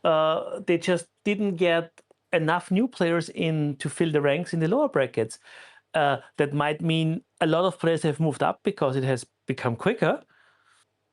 And hence, a lot of high-end players dropped out. But then from a business perspective, can you sell stuff to people that have kind of reached the highest plafond, where it becomes very expensive to progress? So that's why I'm very hyped for Chronix finishing our little project. Nice. I love it. He kind of came up after me asking weird questions. So we might, and then we maybe will be able to answer that question if we can see, okay, did the player move up or did he stop playing? Because that question can then now answered by him. And don't forget, new servers twist it, because your experience on your server might be entirely different, because an older server maybe doesn't get any new players. So what happens? The server gets less and less and less and less players until a merger happens, and then the cycle begins afresh. Yeah, true. And also, Chronox brings up a good point. It's like, do you understand June is still in progress, obviously? So, things might change a little bit to do so. Ascendancy does have a question, which I know why you're asking this question, Ascendancy, but I am 100% behind Chronox and how he does things. Monthly numbers is the context you need to make all this make sense. I guess optics don't want to be seeing good progress. I love it, but if the total population down by percent, it goes up, etc. I'd love to see as per server with overtime too. Yeah, it's interesting how the older servers do. And these are just numbers. And Helga brings a we good will point. be able. Chronox will do that exactly for the reason. We'll do that statistics on a server level and combined, so he can aggregate it. Because if you have the single values, you can just add them together, like per server, then aggregated by region, like you can see on his website already for the current, and then the total population. And the question is that an issue for Scopely? Hell yeah, losing players is never good, and having a slower active player base is never a thing you want to. But it can be misread. Yes, exactly. Because it depends. If you have loss of players is normal. That's just part of the industry. People move on, people go on vacation, people marry, people get kids. You have always attrition. Yes. The question is, can you refill that? And that's currently not happening for whatever reason. Yeah, no, absolutely agree. And I think those are, and data tells a story. Helga, I do understand that we are enjoying the game. It's just these stats are good to sort of be wary of and hopefully see that trend go back up again, which would be amazing. Hopefully new players will join. We've got our like Coach Kirk people. We have like Alison Romuland, like Lady Command and people like that who are moving their way up this ladder and working their way up there. And the game is 24/7 game, wasn't playable all the time originally.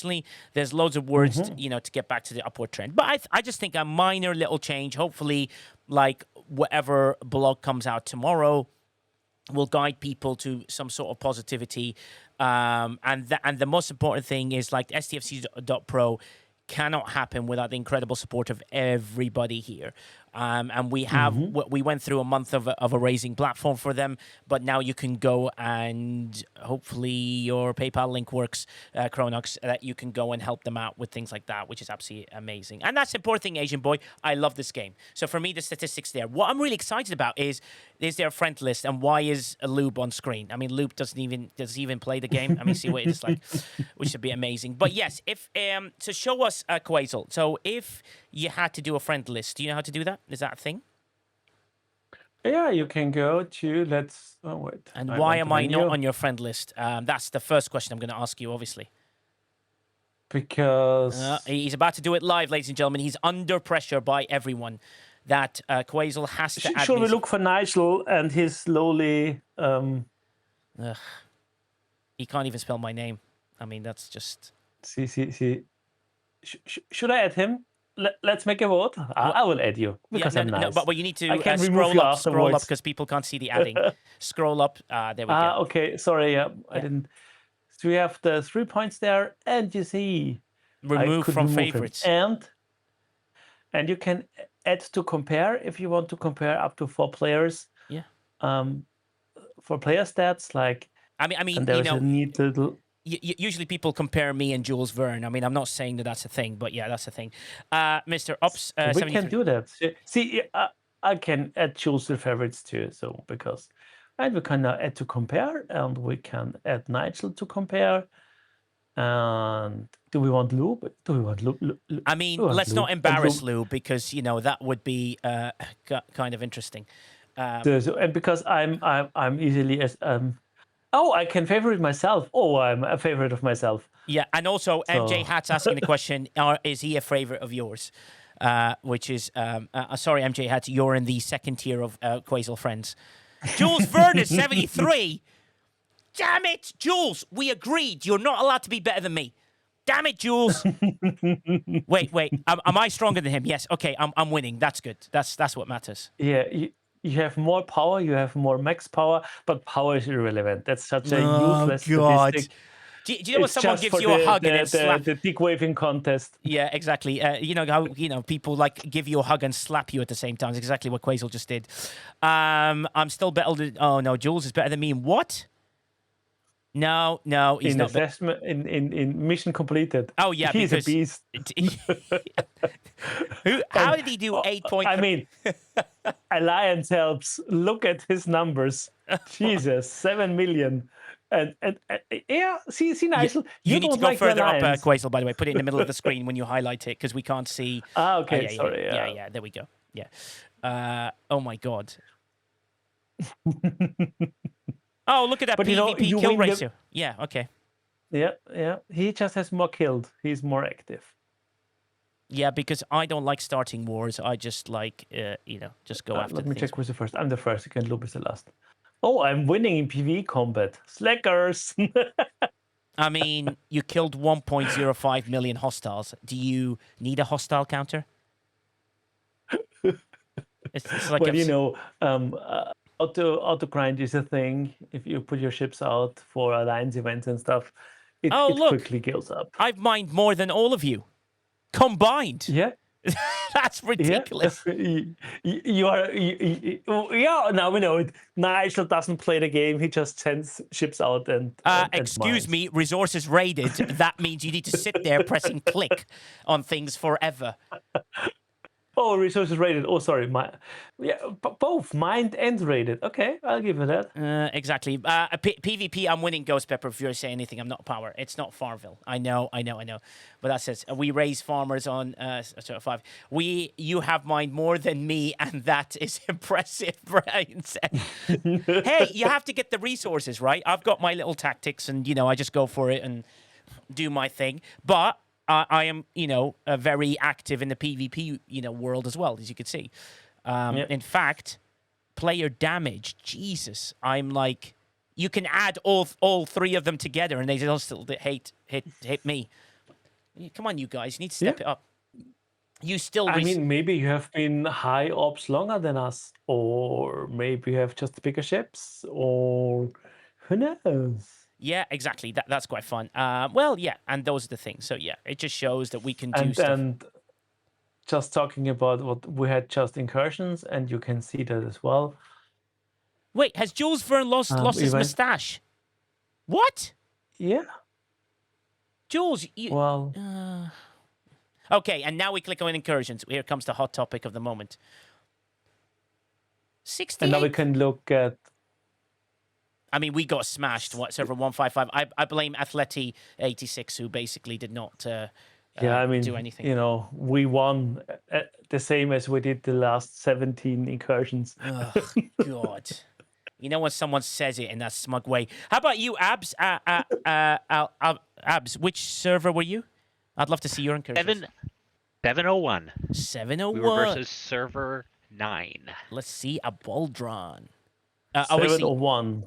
Oh my God!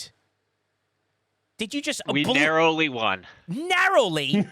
Jesus Christ! Resource gap 38 quadrillion. Oh Look my! at that number. And that's just Abs on his own. Mr. Pornster, look. Yeah. Look at that graph. Did they even have a chance at all? No. Were they even After awake? half an hour, it was basically, yeah. It was over within half an hour. Yeah, it looks like a bug. They said, "Do you want to see it?" Yeah, go on. They Abs? could. I mean, there's always a chance. You never want to give up hope. You always want to try, but. Yep. Yeah, if you look at hindsight, after about half an hour, we had the points that they had for the whole incursion. Oh my God, that's absolutely insane. Look, there's a few people saying, look at server 12 versus 703. That looks like an absolute thing. And then we have incursions, and this is a great time, Quasel. Sniper has a story to tell during incursions. Sniper, what was it like? 33 to 41 as well, please, Quasel. Have a look at that. Go on, Sniper. Oh, yes. Thank you, Nigel. So this is a topic that I have been waiting for. Oh, God. It is an exciting one. Yes, and, Queasel, you can bring up our chart, especially if you could bring up only the beginning of it, so we can tell the story as it goes. Okay, great. Which Would be server? even better. I don't know if that's server? possible for you to do. Wait. It's server 91. 91. Oh my God. Oh, how close is this? So That's. Oof. are we looking at? We looking at 91? Yeah, we're looking at 91. Yeah, Look at that yeah. cross. Yes. So. Oh, okay, you so find them very tasty. Yeah. So you know that I am in the Klingon persuasion, right? Like I nice. associate with Klingons, right? So I gotta kind of almost tell this like a battle story, right? Like a Go Klingon on. war story, how you would tell it. And so it was an interesting kind of makeup because they put us against a newer server, right? We have a pretty good record. Our battle record is really well. We've only lost, ironically, the incursions that we lost was against ourselves, and the way I say that is because 90 and 91, uh, we 90 was my original server, and we Oh, originally right. lost to 91, and then we merged with 91. Oh, So God. 90 and 91 are now together. So realistically, the merged. Technically, Huh? Yeah. technically, you never lost. Yep, gotcha. Yeah, so technically, we never lost, exactly. Yeah. And the server we were going up against, which was 709. Shout out, by the way, 709, if anyone's listening. Nice. It was a great match, a great, a fun time. So they also had a really good record, right? Yeah. Which is, I think, why Scopely put us against each other. Yeah. In fact, at least from what they've told us, they won 15 in a row, right? Yeah. And they had pretty much the same record. We both have like around 90% win ratio, right? So we were expecting, we didn't know exactly what to expect, but we were cautiously optimistic because, of course, they were a much newer server than us. So we thought, okay, well, they don't have as many G7 players or high level players as us. So that gives us a little bit of advantage in terms of PvP. But it gives us a little bit of disadvantage in terms of less bases to raid. That might have less resources, and especially with the new PvP banding, which, by the way, I do not like. Just put it out there. I don't think Incursion should have PvP bans, Yeah. especially because of situations like this. So we went in, again, cautiously optimistic, because we have a good record. They have a good record. One of us was going to come out with, losing, and one of us is going to win, right? So one of the records we're going to break. So, as you could see in the chart, we started off pretty strong, right? Yeah. We came in there like we usually did, found a few bases, started building up some resource raids, right? We encountered, their strong players, which were very good, very active players. You could see they actually won top spots across the different leaderboards. So they had some very good, really active, strong players. But then, they started finding things. They started finding little bases here and there, and little leaks, and they were good at getting, kind of there. There was a lot of, batlets against batlets battles, right, to the to defend bases. Blood was spilled that day. Yeah. And as we fought on, the enemy started taking a lead, right? Yeah. And we started having some field discipline problems, right? We started getting base after base and this wasn't like big, huge bases. It was lots of little things. And to their credit, the server brought in a lot of their mid players, which again, the banding kind of hurt us in that sense, right? Because some of them we couldn't stop, but their two top players were very, very, very active, more active than we've seen most servers' top players, right? Yeah. And they were kind of on top of everything. So every time we found a base, they found a base, right? Okay. So they were kind of maintaining that lead, right? And we were trying to plug leaks. We were entering into epic battles where we were blowing up amalgams with other amalgams and throwing out vengeances. And I had my Borath out there shooting people down. It was pretty epic, right? And we got into battle after battle, and you could see it was kind of maintaining around the same little bit of ratio, right? And so they were, for a large part of the game, they were ahead of us by like a few 100 trillion, and then they got ahead of us, by a quadrillion and 1.2, and I think at the peak of it they were almost 2 quadrillion ahead of us, right? Yes. And so as battle was raging on and our warriors were getting a little tired, we were fighting to press on, fighting to find that hope, but not willing to give up, right? No matter what we did, we're not going to give up, because that's not what we do. We press on and we hate the gas. Even when we're winning, we do not stop till the end, right? The very end. We believe in playing to the end. So here we were about 30 minutes away from the end. You know, hopes were looking dim. We were almost 2 quadrillion down. And it looked like, you know, we weren't finding any bases. We were searching everywhere. We sent out the message. We're like, we're not giving up. We told everybody, Yeah. we are not giving up. We were waiting, and then all of a sudden, about 20 minutes to go, there was a base, and one of our players hit off the 10-minute timer because for some reason there's still 10-minute shields and Yeah. incursions, which again, don't think there should be, but that's a different story. Yeah. So we were just waiting because sometimes, you know, you hit that 10-minute shield and the player is actually there and they reshield, so you don't know what's going to happen. Is the shield going to drop? Is it not going to drop? Are they wasting our time? You know, because some people play possum and they just wait for you to wait 10 minutes and then they shield Yeah. up and you don't do anything. So you're like, oh, what's going to happen? And this was a base, you know, that had quadrillions in it, right? Yeah. So we were like, oh man, we could really use that base. But even if we have that base, people started with their little doubts. They're saying, we could even be able to raid it fast enough. We only got like 15 minutes left, right? What's going to happen? So here we are with this base, and then the timer gets down, and the shield drops, and we go and we hit it. We hit this base. We're like, we are going to tear down this base. Yeah. So we hit it. Boom.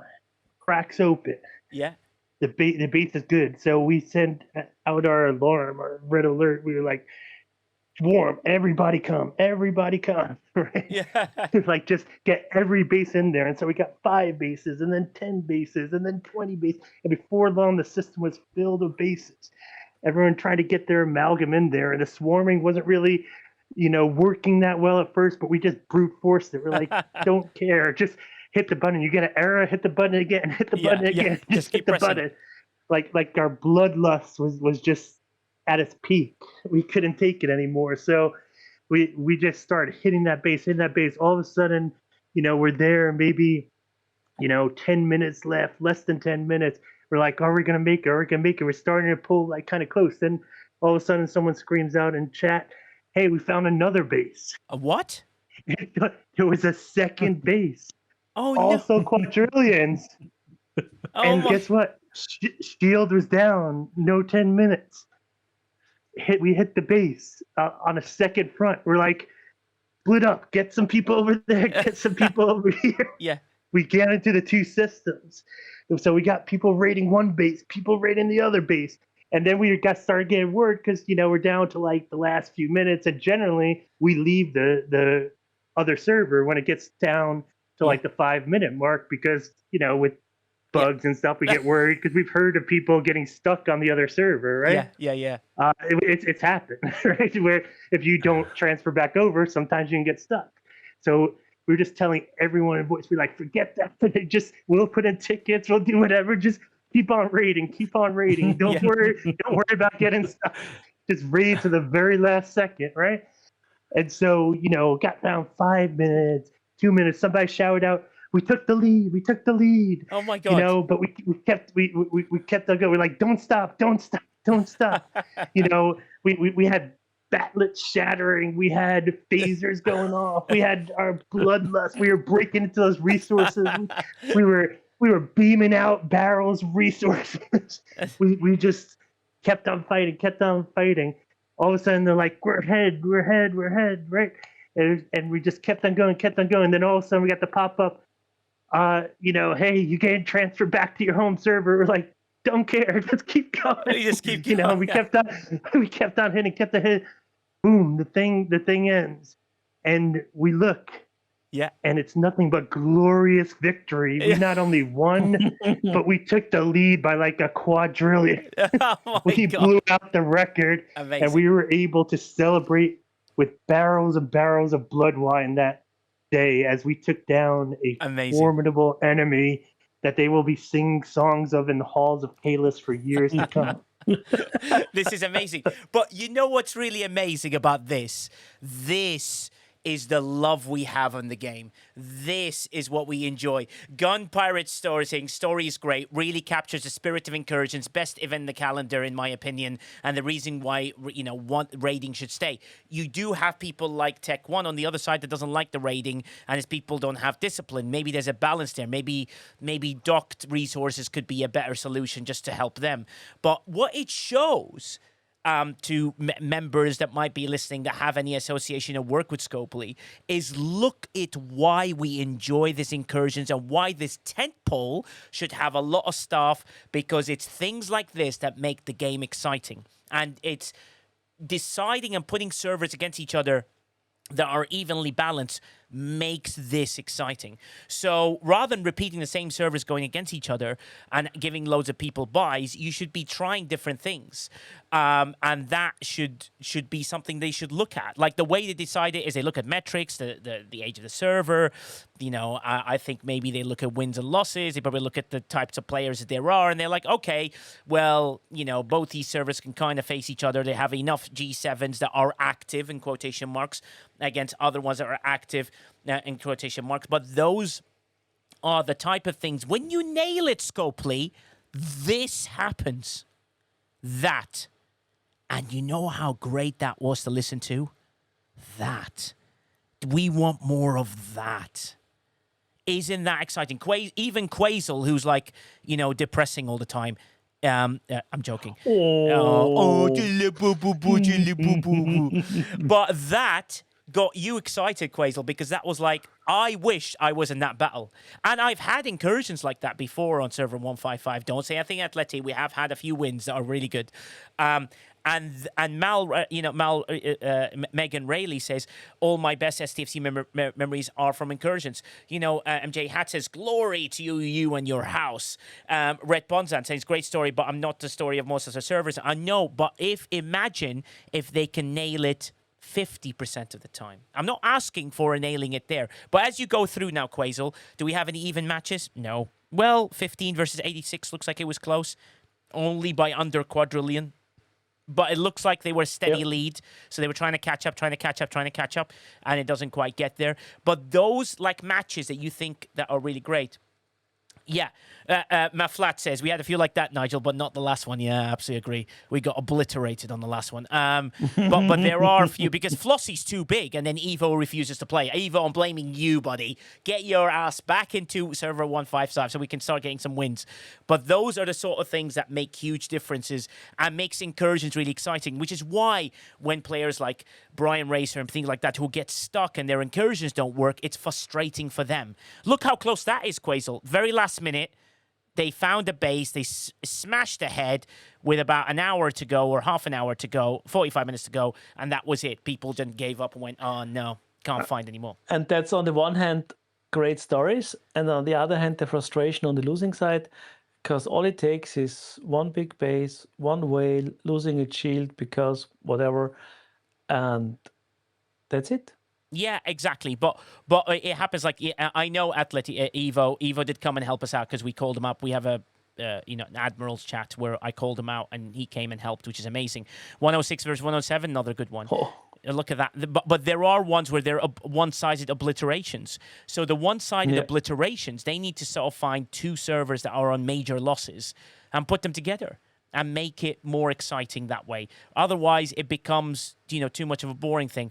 But also, there may not be enough PvP players on that server, and that would be a balancing act to try and figure out as well.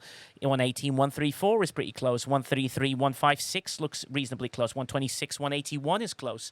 So there's loads of incredibly close battles. Look how close that is. That looks like it was, but they never took over. And I think if they swap back and forth, that would make it amazing. But do you know what's really amazing, Quasel?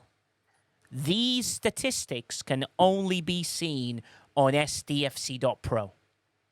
So without STFC.PRO, you wouldn't see any of this battle and forth. Like Tech One says, player apathy and players who want to intentionally hurt the server cost 41 many incursions in the last 2 years. There's got to be a solution regarding that. That's something very hard. Look how close that is. Oh my God, that looks really good. That looks like a great battle. Which servers are those, Quasel?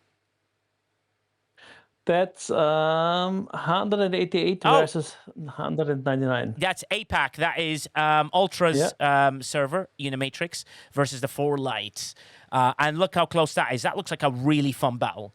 And that was amazing. August Valkyrie, I wish we had our merge. And I think maybe they have to start looking at merging servers that maybe don't have PvP strength and try and put a few of those things together to try and create things like that. And I think that's amazing. But you see all this wouldn't happen without this site. This site is what brings all the statistics together. Without these statistics, we couldn't even look at stuff. You can now look at your alliance. You can put friends in together. You could see who's doing stuff in alliance tournaments. That amazing. Splatterpoot says we have alliances throw incursions, which is why if you have things like that, maybe a merge is required, just so people can get together and do things. But look at about the resources race. Look at all the details you can get to. The alliance helps. You can get to the assessment ranks, the powers, and everything like that. It just shows this site is vital for you to when you play, and it's beautifully designed and very, very well put together. Between STFC.PRO and STFC.PhD and Spox Club, those are your 3 critical pieces of information that you need everywhere, which is absolutely vital to have. So make sure that you go there. You can find the tools also there. Like, oh, wow. As resources. Beautifully done. Yeah, I love that. The community mods there, the territory helper, which is very, very vital, and so on and so forth, that we help set up our territories. And that some people are saying the site needs a bit more green. It's absolutely amazing. Megan Rayleigh. So everybody, make sure you visit that site every day, because we need to give Chronox metrics, right? So please log into the site every day. Make sure that site is being looked at. Refresh a few pages. Just let's support the man who puts all this work in for free. Do you know what I mean? And does so much for the community, and he deserves nothing but praise for the incredible statistics he puts together. It's one of the best sites, I admire and use. And I use it when it comes to even Alliance tournament tasks. When you see what the last one is, yes, it's not up to the minute, but it gives you an advice of where things are. So it's having tools like this that makes us better as admirals, as commodores, as part of our alliances and the teams that we represent. And that is a really important thing to sort of figure out. So Chronox, thank you, man. Honestly, thank you for putting the effort in to do these things. And all the other tool sets are there, and I'm sure the others are also marked up in every way possible as well. And you could see extreme charts and territory helpers and log analyzer. I love it, and those are things that are really, really vital to do so. So we'll be creating those plaques, and it'll be something that we will be sending. And look at this territory LOL, right? I think one of the most important tools that we use, I use in my when we sort our stuff for server 155. Thanks, Tech One. That's amazing. Sites like this are really vital, and Gherkin does a tremendous job on there as well. He is part of our Discord here on STFC Briefings. So if you did have any questions for it, he can help out with any advice or anything you could like to see in that. He does a tremendous job of all the things that are in there and what updates there are, which are very, very vital for that. And that's the thing. So these are the tools that make a difference. But you saw how cool incursions were. But there are some incursions, quite a lot of incursions where things are not as nice as we just heard from what Sniper's thing that were really important. But I'll go around the panel, and I'd love to hear Sniper, when it comes to the blog and all the promises that been made, you as a player, your personal opinion, what would you like to see come to fruition that would make you go, okay, I can see some movement in the direction? What do you expect to see, knowing things are not fast? Yeah. As I kind of mentioned earlier, the very first thing I'd like to see is the communication and transparency, right? Because those are things that don't take a whole lot of time. I mean, they do take a big cultural shift, and it takes some guts and risk, right? Yes. Especially, things like transparency, like, hey, this is what we're doing. This is why we're doing it. Like, they had a blog I mentioned, I think, on the last stream that mentioned about some of the things they're doing in terms of the bulk rewards, right? Yes. It was more around some technical implementation on what they're going to do to them, but they kind of spelled out the roadmap, if you will, right? Yes. Hey, here's what we're doing. Here's why we're doing it. Here's what's coming. I think they need to do that with all the aspects of the game, right? Agreed. That's the very first change I would like to see is, hey, here's the changes we're going to implement. Here's why they're important. Here's how they relate to feedback that we heard. Nice. Because it's not going to please everybody. It's not going to be Of like, course. oh, just because I said I want X and you said you want Y, they're definitely going to have X and Y exactly as we described them. No, they're taking our feedback and they're taking a lot of people's feedback throughout the community, through CCs, through other means, and they're going to take all that feedback and try and turn it into something, right? Because that's Yeah. what you got to do. Every feedback is not going to be the exact thing that's needed or exactly something they can implement right away. So they're going to take that and they're going to come out with their plan on how to address that. Yeah. That plan, I'd like to see them publish it, right? I'd like to see Ooh. them come out and say, hey, we're not doing everything tomorrow, but here's how we're going to do it. Oof. Here's what feedback we're addressing, and here's the timeline we're going to do it in. That's what I'd like to see. Oh, wow. So, Yeah. any other technical things, any other reward things? Yes, I would love to see all that they mentioned in the blog. Those other areas of technical stability, that's table stakes, economy, gotta improve, right? Um, attitude towards players, quite frankly, I think Yes. could improve. But that's the very first thing, in my opinion. Top number one aspect of priority and something they can start almost immediately. Yeah, 100% agree. Transparency. Well, transparency and also shifting the idea of I think there's Viper who said like it's very hard to just give out a comp and straight away. Hey, Dr. Eater Gaming, I saw you as well, Apsy. Green Tea says agreed. Show us the data. If 60% of the player base actually want space fill, then maybe I'm one that shouldn't be here, for example. Which they don't. Green Tea. That's not something that's there. But they should be more transparent. But hey, we're doing this with regards to this. We're doing this with regards to that. A Broken Wolf's like a roadmap, exactly. But it's a roadmap where you're trying to hit targets and trying to hit things because they have internal targets. But it's very hard to put those out. But be more transparent about, hey, we listen to players' feedback and we're doing this. And then we do stuff like that. We're going to try and attempt to do so. Hopefully, they listen to multiple players from multiple different sort of representations, because I think that is the key to try and ensuring that you get a very good feedback structure in. So that you're not listening to, like Green Tea says, you're not listening to people that just want to mine. You want to listen to people that do some PvP, people doing that. And also Velvet Thunder says putting a timescale is the worst thing they could do, and how do they slip back into the ship it anyway mentality? Exactly. I'd rather have it fixed. But there are things they can do, which is why we said these are 7 things you can just improve everyone's lives on day one.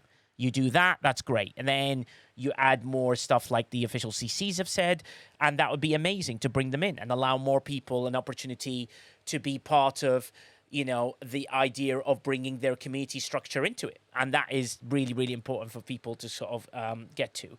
And that is really important that people, sort of realize that.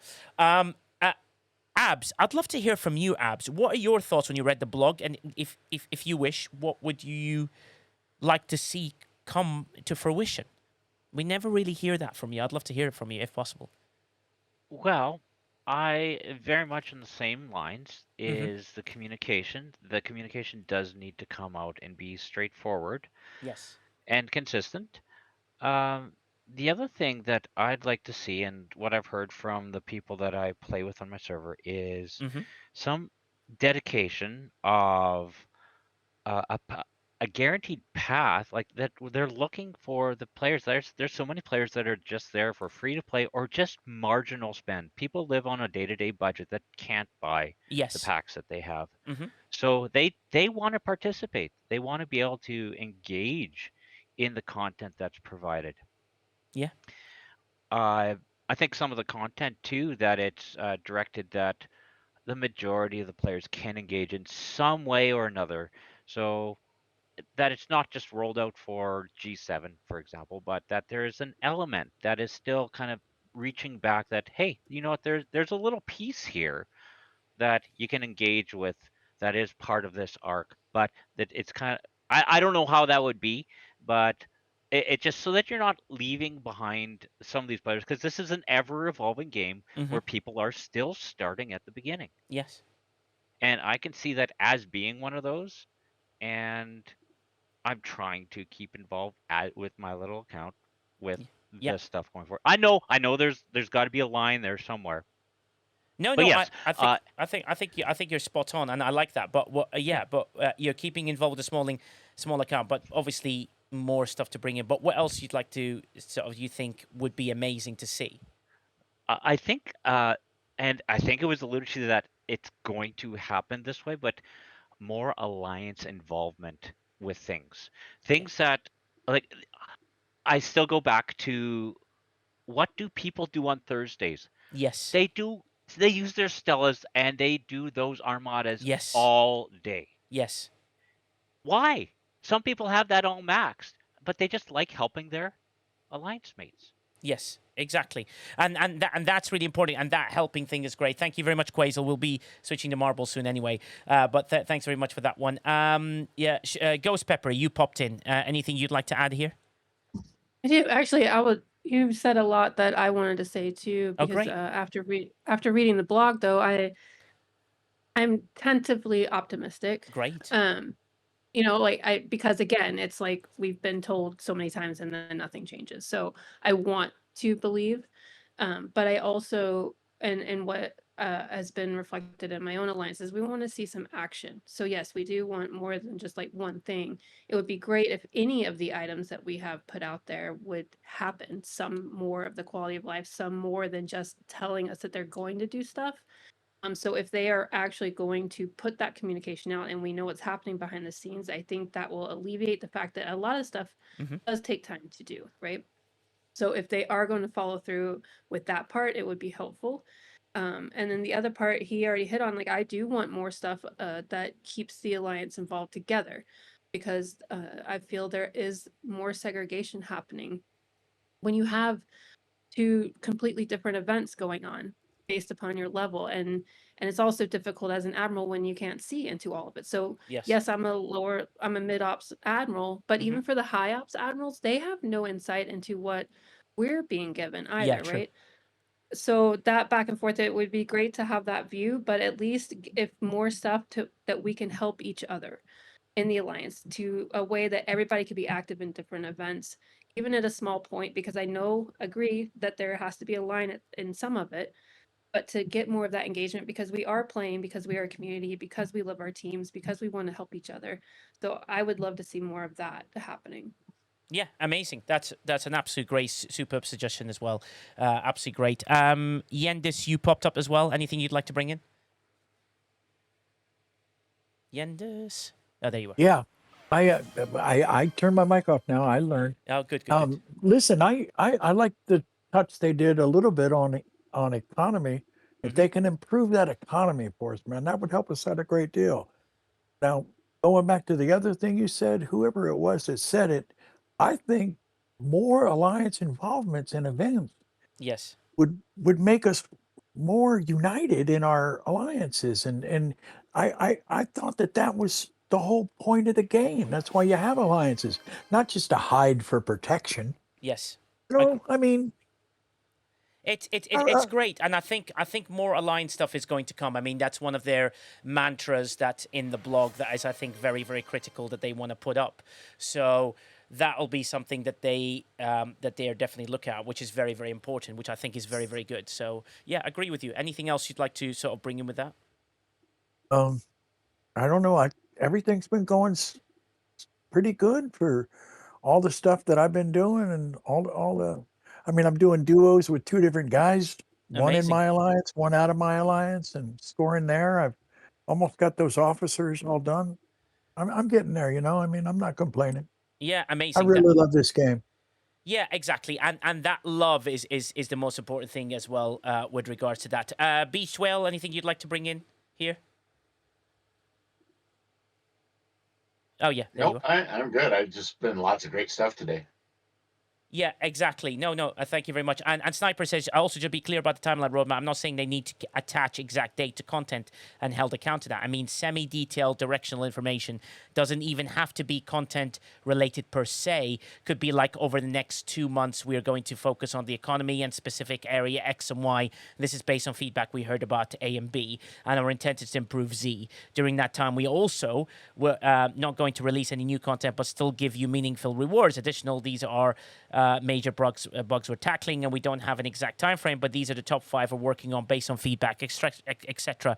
That is amazing. Yes, Amiga J, thank you for your 10 stream streak. MJ Hat, you're popping in. Any words with regarding this as well? I think, Nigel, that you've covered pretty much everything there is to say. I want everybody to try to keep positive thoughts in mind as we move forward, man. And I just wanted to say thank you for providing this forum where we can all kind of voice our opinions and get it all out there to be heard. Oh no, I mean, the forum is there, but you do it as well. So there's like loads of people that are doing it now, and they're very, very good people, and people should, follow them all and choose the ones that work well for you and help with those forums as well. There's loads of very good stuff that's out there, and there's people that's got different things. But I would, my personal frustrations is, I want to be heard, and I want to be heard from my community, and that is my main objective, is to be heard from my community, and that's something that I want, and I want to battle for. Maybe it's a selfish reason, maybe it's not, but I want to be heard because I believe that we can do something really good in this game, and we deal with loads of different stuff, and I just don't want us to be a spare part in this whole thing, and more of people that want to bring something really unique to the game and make it the game that we all are proud of and we all want to enjoy, because that is an important thing to me, that people enjoy that and be part of that. But it's always got to be positive, kind, and constructive. Constructive feedback leads to better change. Aggressive feedback never leads to any changes regarding to those things. This is a game we adore and love. Look at the passionate storytelling that we just had from Sniper. It was fantastic to hear, but you heard the passion of a player who really enjoyed that moment and really enjoyed something really cool. And how cool would that be if more stories like that can come into the community, more stories like that can be provided at different channels, and more stories like that could come to you all and make you feel like, you know what, I want to be part of that incursion. I want to make my incursion as good as what Sniper had, battle through it. Like L-E-O-L-Z says, RE Maverick is up 60. I don't get the SMS for close anyone, which would help me give me a reminder reason to participate. And that's really important things to sort of do. So MJ Hat, that we've got a channel trailer, right? Uh-huh. So and it's fantastic. Wait, yeah. And you know how KJ says he wants to kick Stony Dude's ass, right? Yeah. So, as we switch to marbles, ladies and gentlemen. No, you didn't. Wait for it. Go onto Twitch, and I'll stop it at a certain moment. I think this is quite funny, but I'm so excited right now. Here we go. And here we go. Daystros, are you ready for this? Here we go. Go onto Twitch.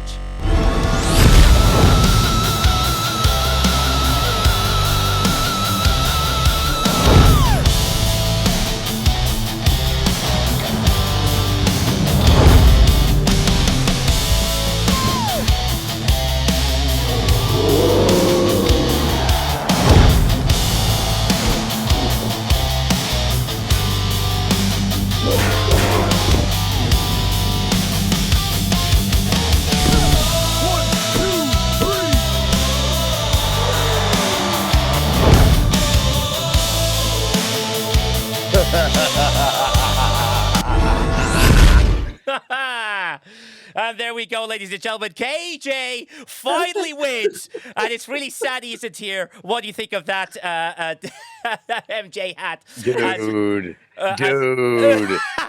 That is epic. That is amazing. Picks him up by the scruff of the neck afterwards. That's the best part. Exclamation point play, ladies and gentlemen. Let's kick it off. Thank you so much for such a great stream. Exclamation point play. Let's get loads of numbers in. Loads of gifted stuff to do. I'm going to start off with a t-shirt as well straight away. Exclamation point play. Don't miss out. Don't miss out. Don't miss out. Let's get your really good rewards. But KJ wasn't here to witness that. I thought that was quite funny. And Stony Dude takes an impact. And basically, because KJ defeats him, the next scene we will see is Stony Dude begging to join the group because he got defeated by the cute little puppy dog that KJ had. I'm sad KJ's not here to witness that one. Extra point play. Let's go. Don't miss out. Let's keep it going. Get yourself in there. Hopefully we can get a hype train going as well and get things cracking on and moving. It's really important to see those things. So come on in, people. MJ Hat, we might have you having a battle. The problem is, MJ Hat, who would you fight? That's the important thing. Who would you fight? And the thing is, I think the only proper way to do it, Nigel, would be Yes. to throw me up against Quasel. yeah, as in Quasel. Really? What, phrasing? I'd fight you. so, what was that? Sorry. I mean, I can fight Pepper, but that seems a little too much. But Yeah, and Dundesh is like, who would turn heel?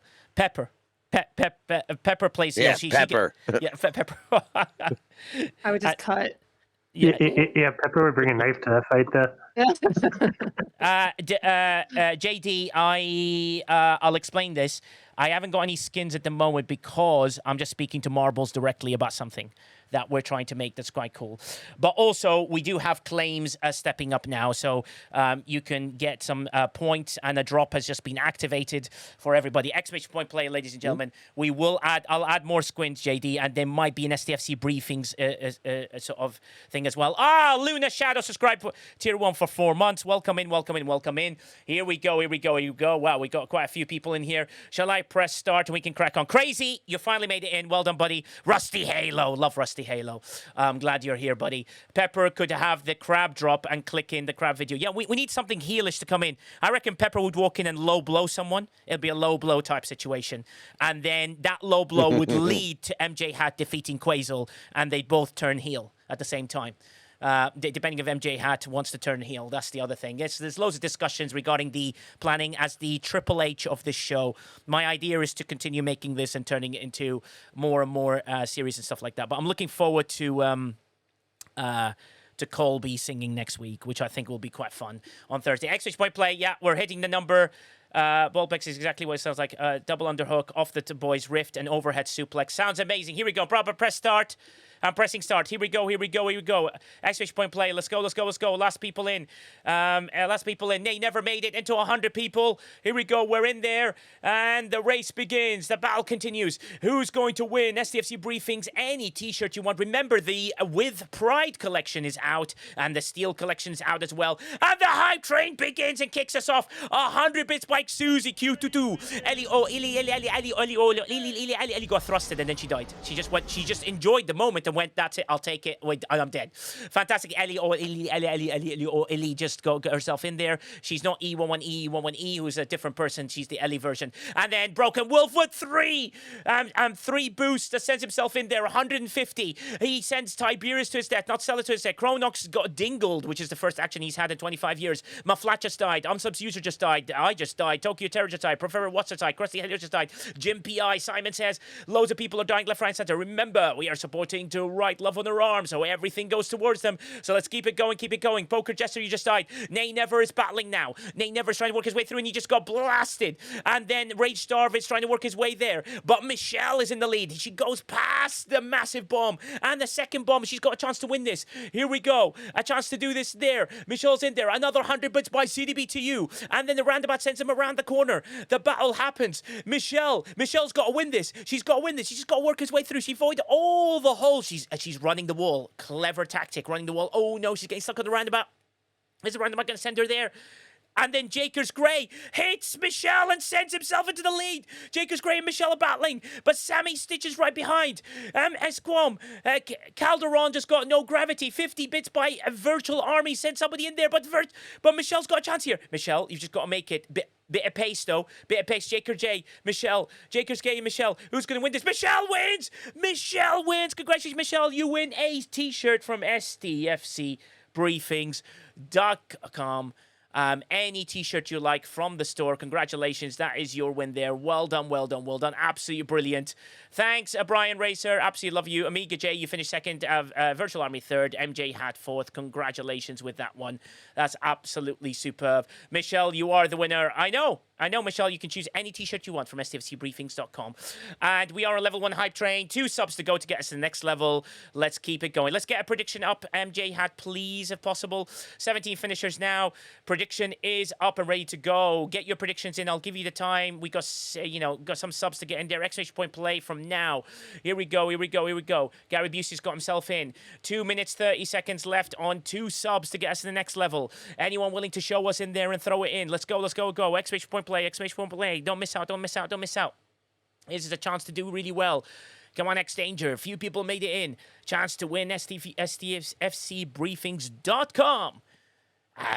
T-shirt of your choice. Ghost Pepper with 5 gifted. Send us to the next level. Thank you, Ghost Pepper, for your kindness. And then we're only 3 subs away. And then Virtual Army sends it with 5 gifted as well. Virtual Army and Ghost Pepper sends us in there. Susie Q22. Since its hype train begins, it's sending us a new level. Here we go. We're almost finishing at level 5. 3 subs to finish at level 5. Unsubbed user has reached the 3 stream streak because he's subbed now, so he has to be here. Dave Strauss, you made it in there. Last few people to get in. Asian Boy, Suzy Q22. Warp 9 engaged. They're going. Look at the speed of this hype train. Let's go. Let's go. Beach Whales made himself in as well. Studio Q22.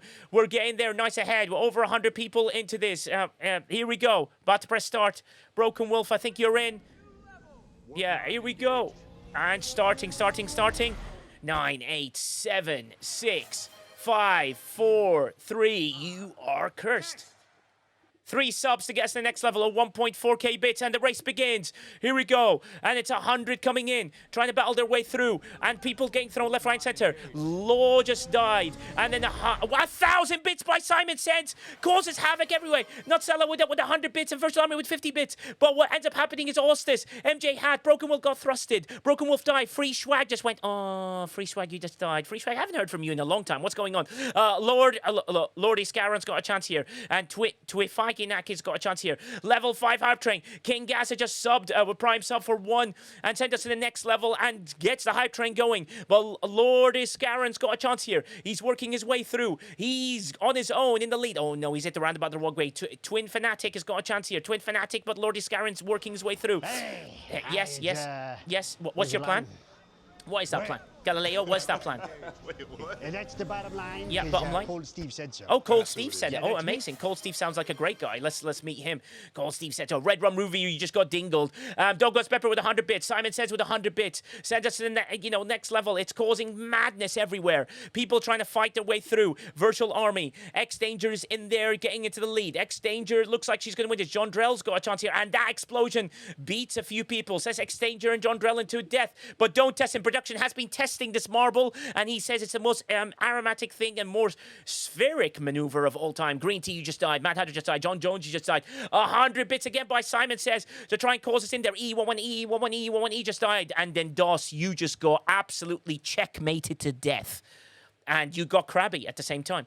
Joss got checkmated to death and got crabby. It kept going. E-L-E-O-L-Z. Michelle to try and win 2 in a row. Michelle's got a chance here. But Sandra's right behind her. Sandra and Michelle battling. Can Michelle make it 2 in a row? Can Michelle break the record? Michelle make it 2. No, she jumped over it. Sandra jumped over it as well. Twin Fanatic missed it. Gitmo's Ormazod, you are the winner. Ormazod. And let's see how many finishers. Matt Flat is 4th. Albatron, you're in there.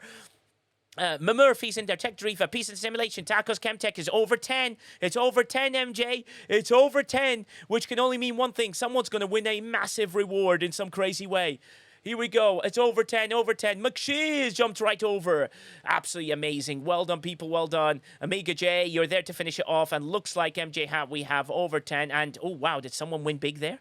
MJ Hat. Ormazod, do you know what to do? Green Tea with 33.9k. Oh wow! So wow. And 3 others. So that's a good chunk. Yeah. Ormazod, congratulations, buddy. DM me exclamation point to score. DM me.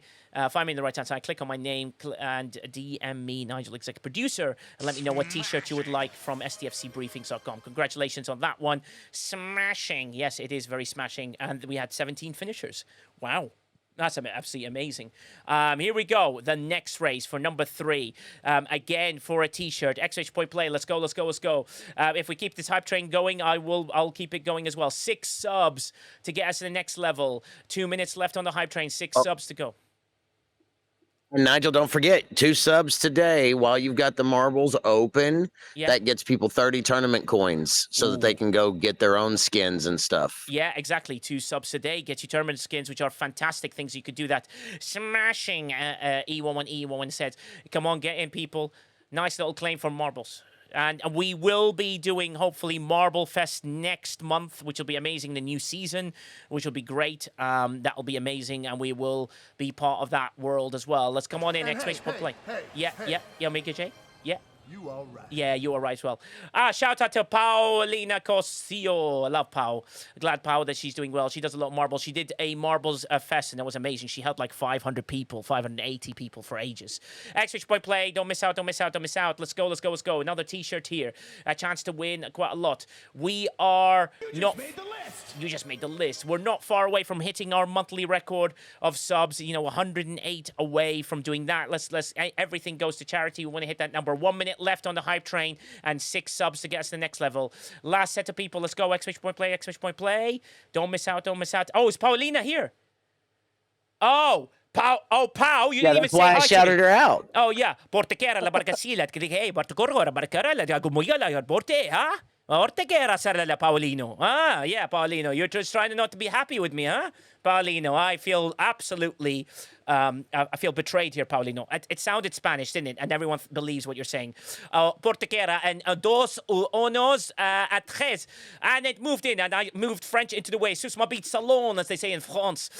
Putain in every way possible. No habla español, señor. No habla español. And the race begins. And Studio MDM, is Paulina in here or not? We want to see her. Rage Driver is in the lead. Only 15 seconds left on the hype train. 6 subs to go to get us in there. 2 subs, let's fella. 4 subs to go. 10 seconds to go. 2 subs to get us next level. 10 seconds, 4 subs. 10 seconds, 4 subs. 5 seconds, 4 subs to get us there. Are we going to get there? Someone going to be the hero and send us to the next level. Sugar Relentless is in the lead. And go, Calderon. And the hype train finishes. Oh, Simon says that he done it. He's done it in time. Oh, no, he missed it by inches. He's missed it by inches. 5 subs. Thank you so much, Simon says, for your generosity. Send us to the next level, and it continues there. Virtual Army, you just sent 50 bits to get us, and you just boomed yourself. Paulina's going, Porteguera, Movinho, ole, anamba atra, nenebesita, ole da Paulina. Nete, para careca, aratareca, maracas alahe. And then she's singing, and I don't know why she's singing. And I told her, will you stop singing, Paulina, because I can't understand what's going on. Paulina's like, oh my God, and no, dos, tres. And then you switch to French. Oui, je parle un petit peu le français. El Jimetron is in the lead. Jimetron has got a chance here. Jimetron, Calderon, Jimion is like, vite, droite, gauche. Ole. And then it works its way through. Thank you. You sound like a Spanish Arab. Okay, I can try and do that. Move. Good. Yeah. Mashallah. Yeah. Does that sound about right? If Paulina wins, the crowd goes wild. If Paulina wins, it'll be amazing. But Gimnon's got a chance here. You must be following the channel to be eligible to win a T-shirt from STFCbriefings.com. We have the new With Pride collection as well as the Seal collection in there. Gimnon, you missed it. Why'd you miss it? The hole is there. A for the hole. And then Represent wins. Represent sent, which is Free Schwag's other account, by the way. I don't know if people know that. That's Free Schwag's other account. Represent is the winner. Represent, please contact me on the right-hand side, or Free Schwag can contact you on my behalf, and we'll see how that works. Had no speed. I know Calderon. It's just that speed. Pace. You need a bit of pace. Pace to make you... Thank you for following Jimnon. Thank you very much for doing so. And then we do have 8 finishers. Let's put another prediction up as well. Let's do that as we move on to the next set. Represent lies. Represent. I look forward to you getting hold of me.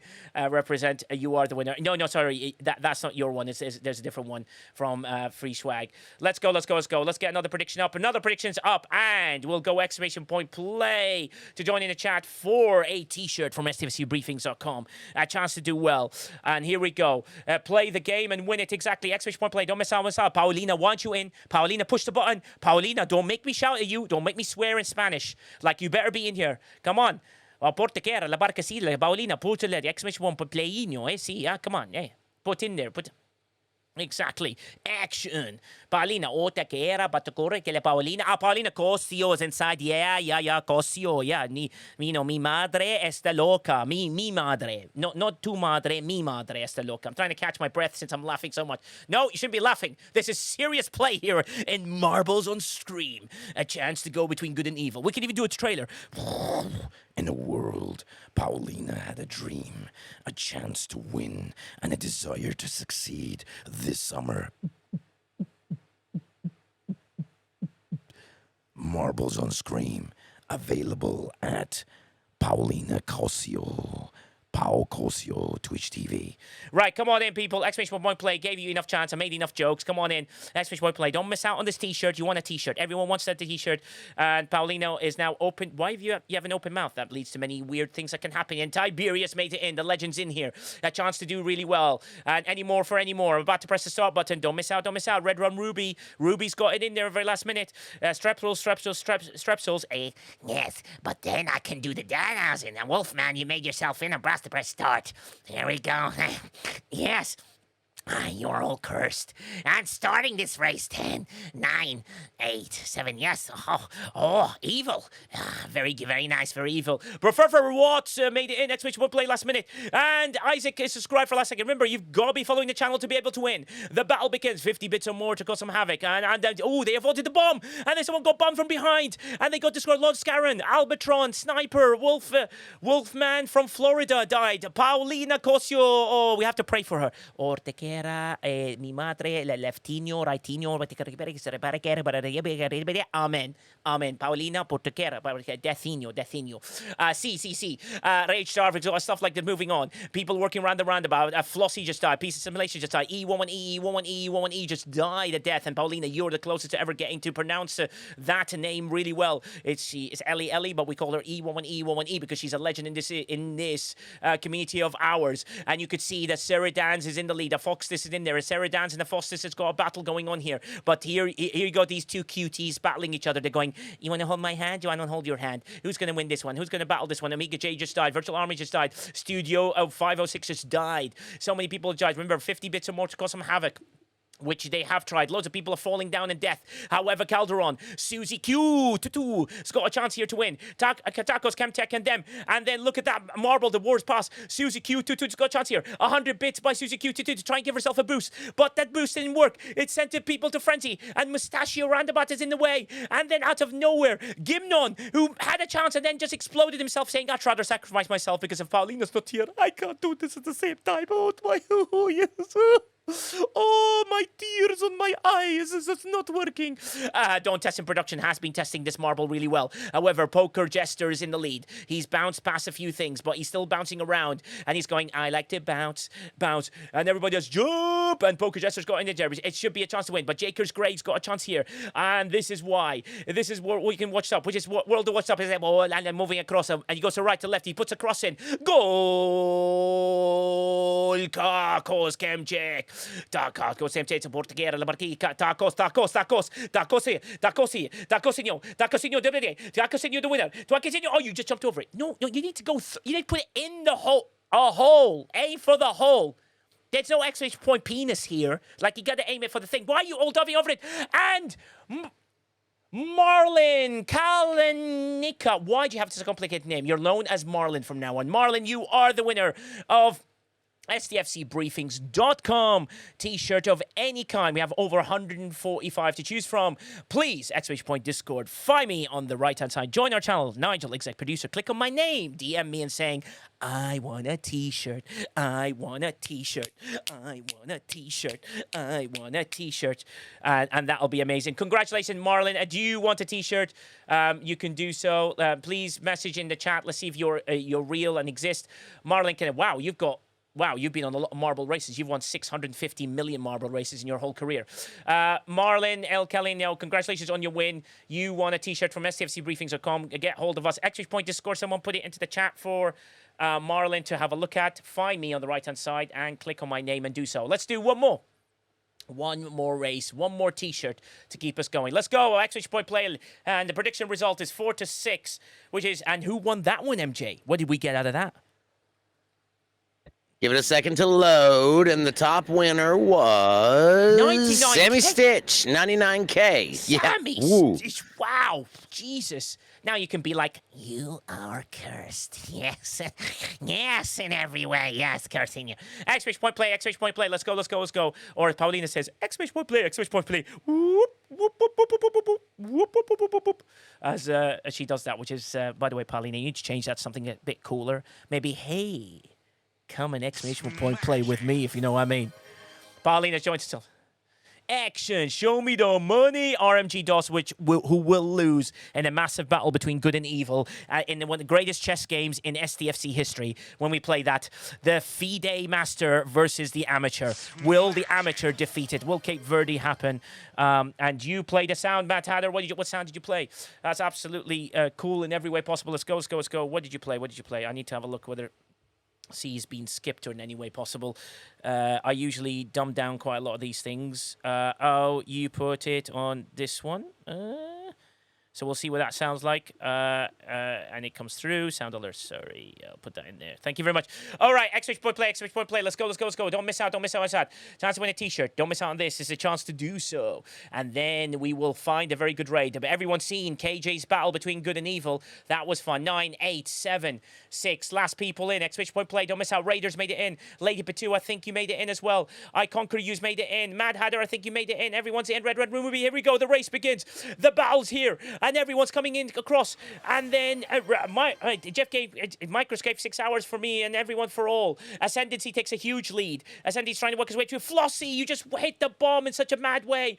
And 100 bits for Virtual Army. 100 bits by Virtual Army to send everyone to a frenzy. He sends himself there. Tokyo Terror's in the lead. Tokyo Terror versus Acorum Ginis. And Domo just fell through the gap. Remember, the STFC Briefings with Pride collection is available as well. And a chance to get the Steel collection, which is kind of cool. Acorum Ginis has got a chance here. He's battling, but we're coming back to the pack in the middle. We're watching Rusty Halo's massive ship.